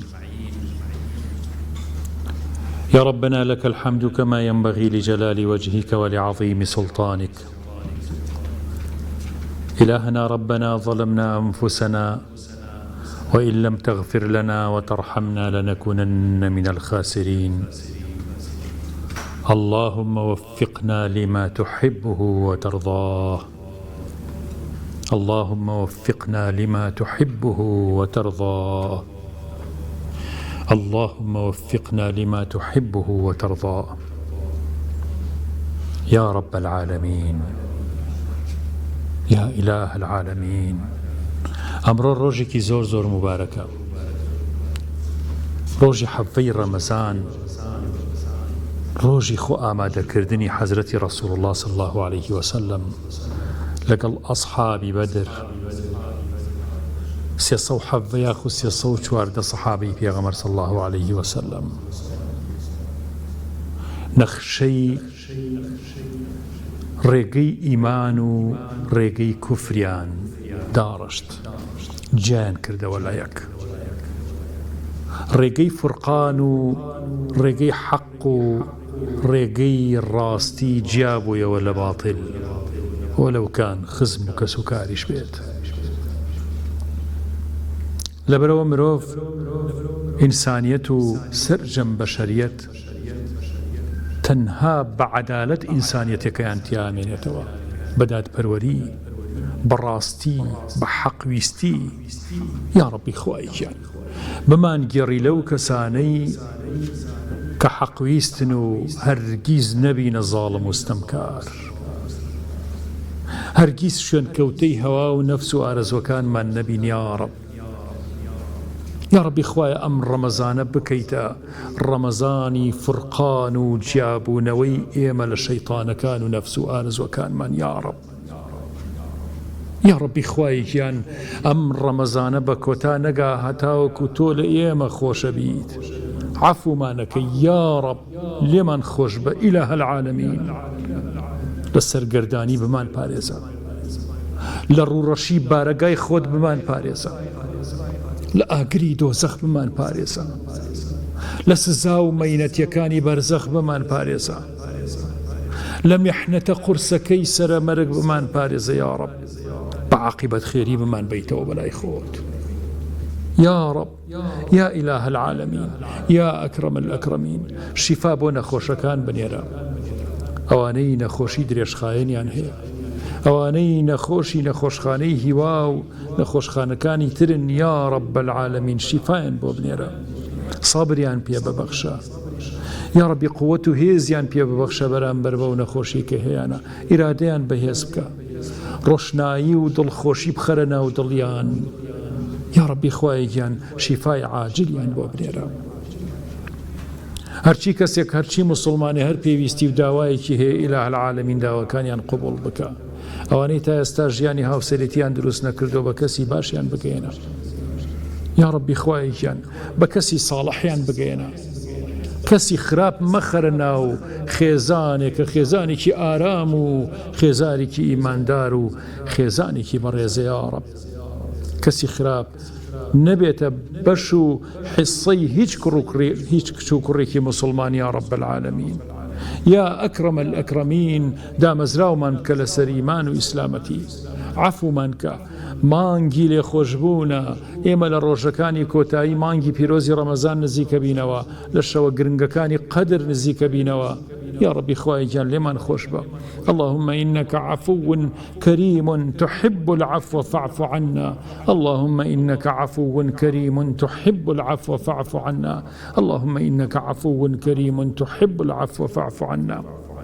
زور زورنا وخشكبراني كداوي دعاء خيركن خد أيا الناس يا رب أزاني چه دعواي شان هي لكردستان به لكردستان كاني ترابه لدروي ولاد به يا رب العالمين هر شيء كسي هر دعاء ونزا وبارانوي كي هي هر استالي جرابكو وري بقر وقبول يبكى دعاء كان من رد مكروا لخزيني پر مرحمة ومهرباني تويا زور زوري تيايا بشمن بدل همو مرحمة مهرباني ورزق الروزي وبركتك خوتي نيري بو عبد صالح كانت بمان جير لو عبداني كصالح بون بصالحي جيان بصالحي مردن بصالحي وبدوستايتي تو خود زينو كردنا ويا رب العالمين ساحي محشراو عفوت كردنو ليت خو ليان خوش بوي ليمان خوش با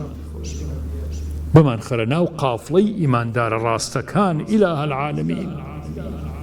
لهمو نخوشي لهمو بلا ومصيبتك مادي ومعنوي بمان باريزا خمان ومال ومنالو سرجم عزيز وخوشويستو كسو كاركان من لمردو كان من خوش با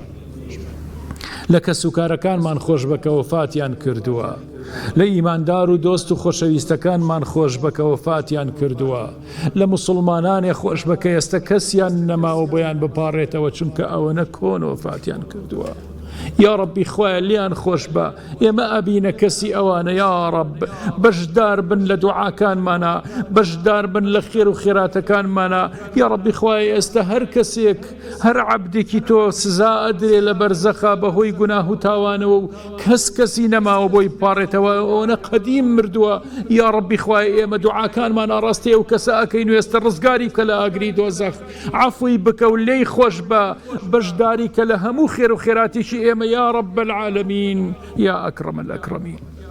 يا حي يا قيوم برحمتك نستغيث يا حي يا قيوم برحمتك نستغيث يا ربي خويا دواي مش كساني بيبو إيما ببارينوا دعاء بو إيما بكن لخير وخيراتي خويانا إيماش بجدار بكن تاوكو دوا براو أبتر نبين يا رب يا رب يا رب العالمين يا ربي خوایان لە ڕۆژ و شەوانێکە بمان بیتەوە بۆ لای خۆت کە باشترین عیبادەتمان لەو ڕۆژ و شەوان و مانگانەیە کرد بێت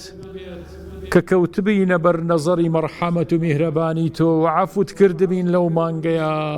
لەو ڕۆژەیە کە بوو بینە جێی سەرسوڕمانی فریشتەکان لەو کردەوە و عەمەلە معنەویانەی کە ئەنجاممان داوە و دعایان بۆ کردبین لەو ڕۆژ و مانگانەیە یا رب اینجا بمان بەرەوە بۆ لای خۆت بە داماوی و بە ڕیسوایی و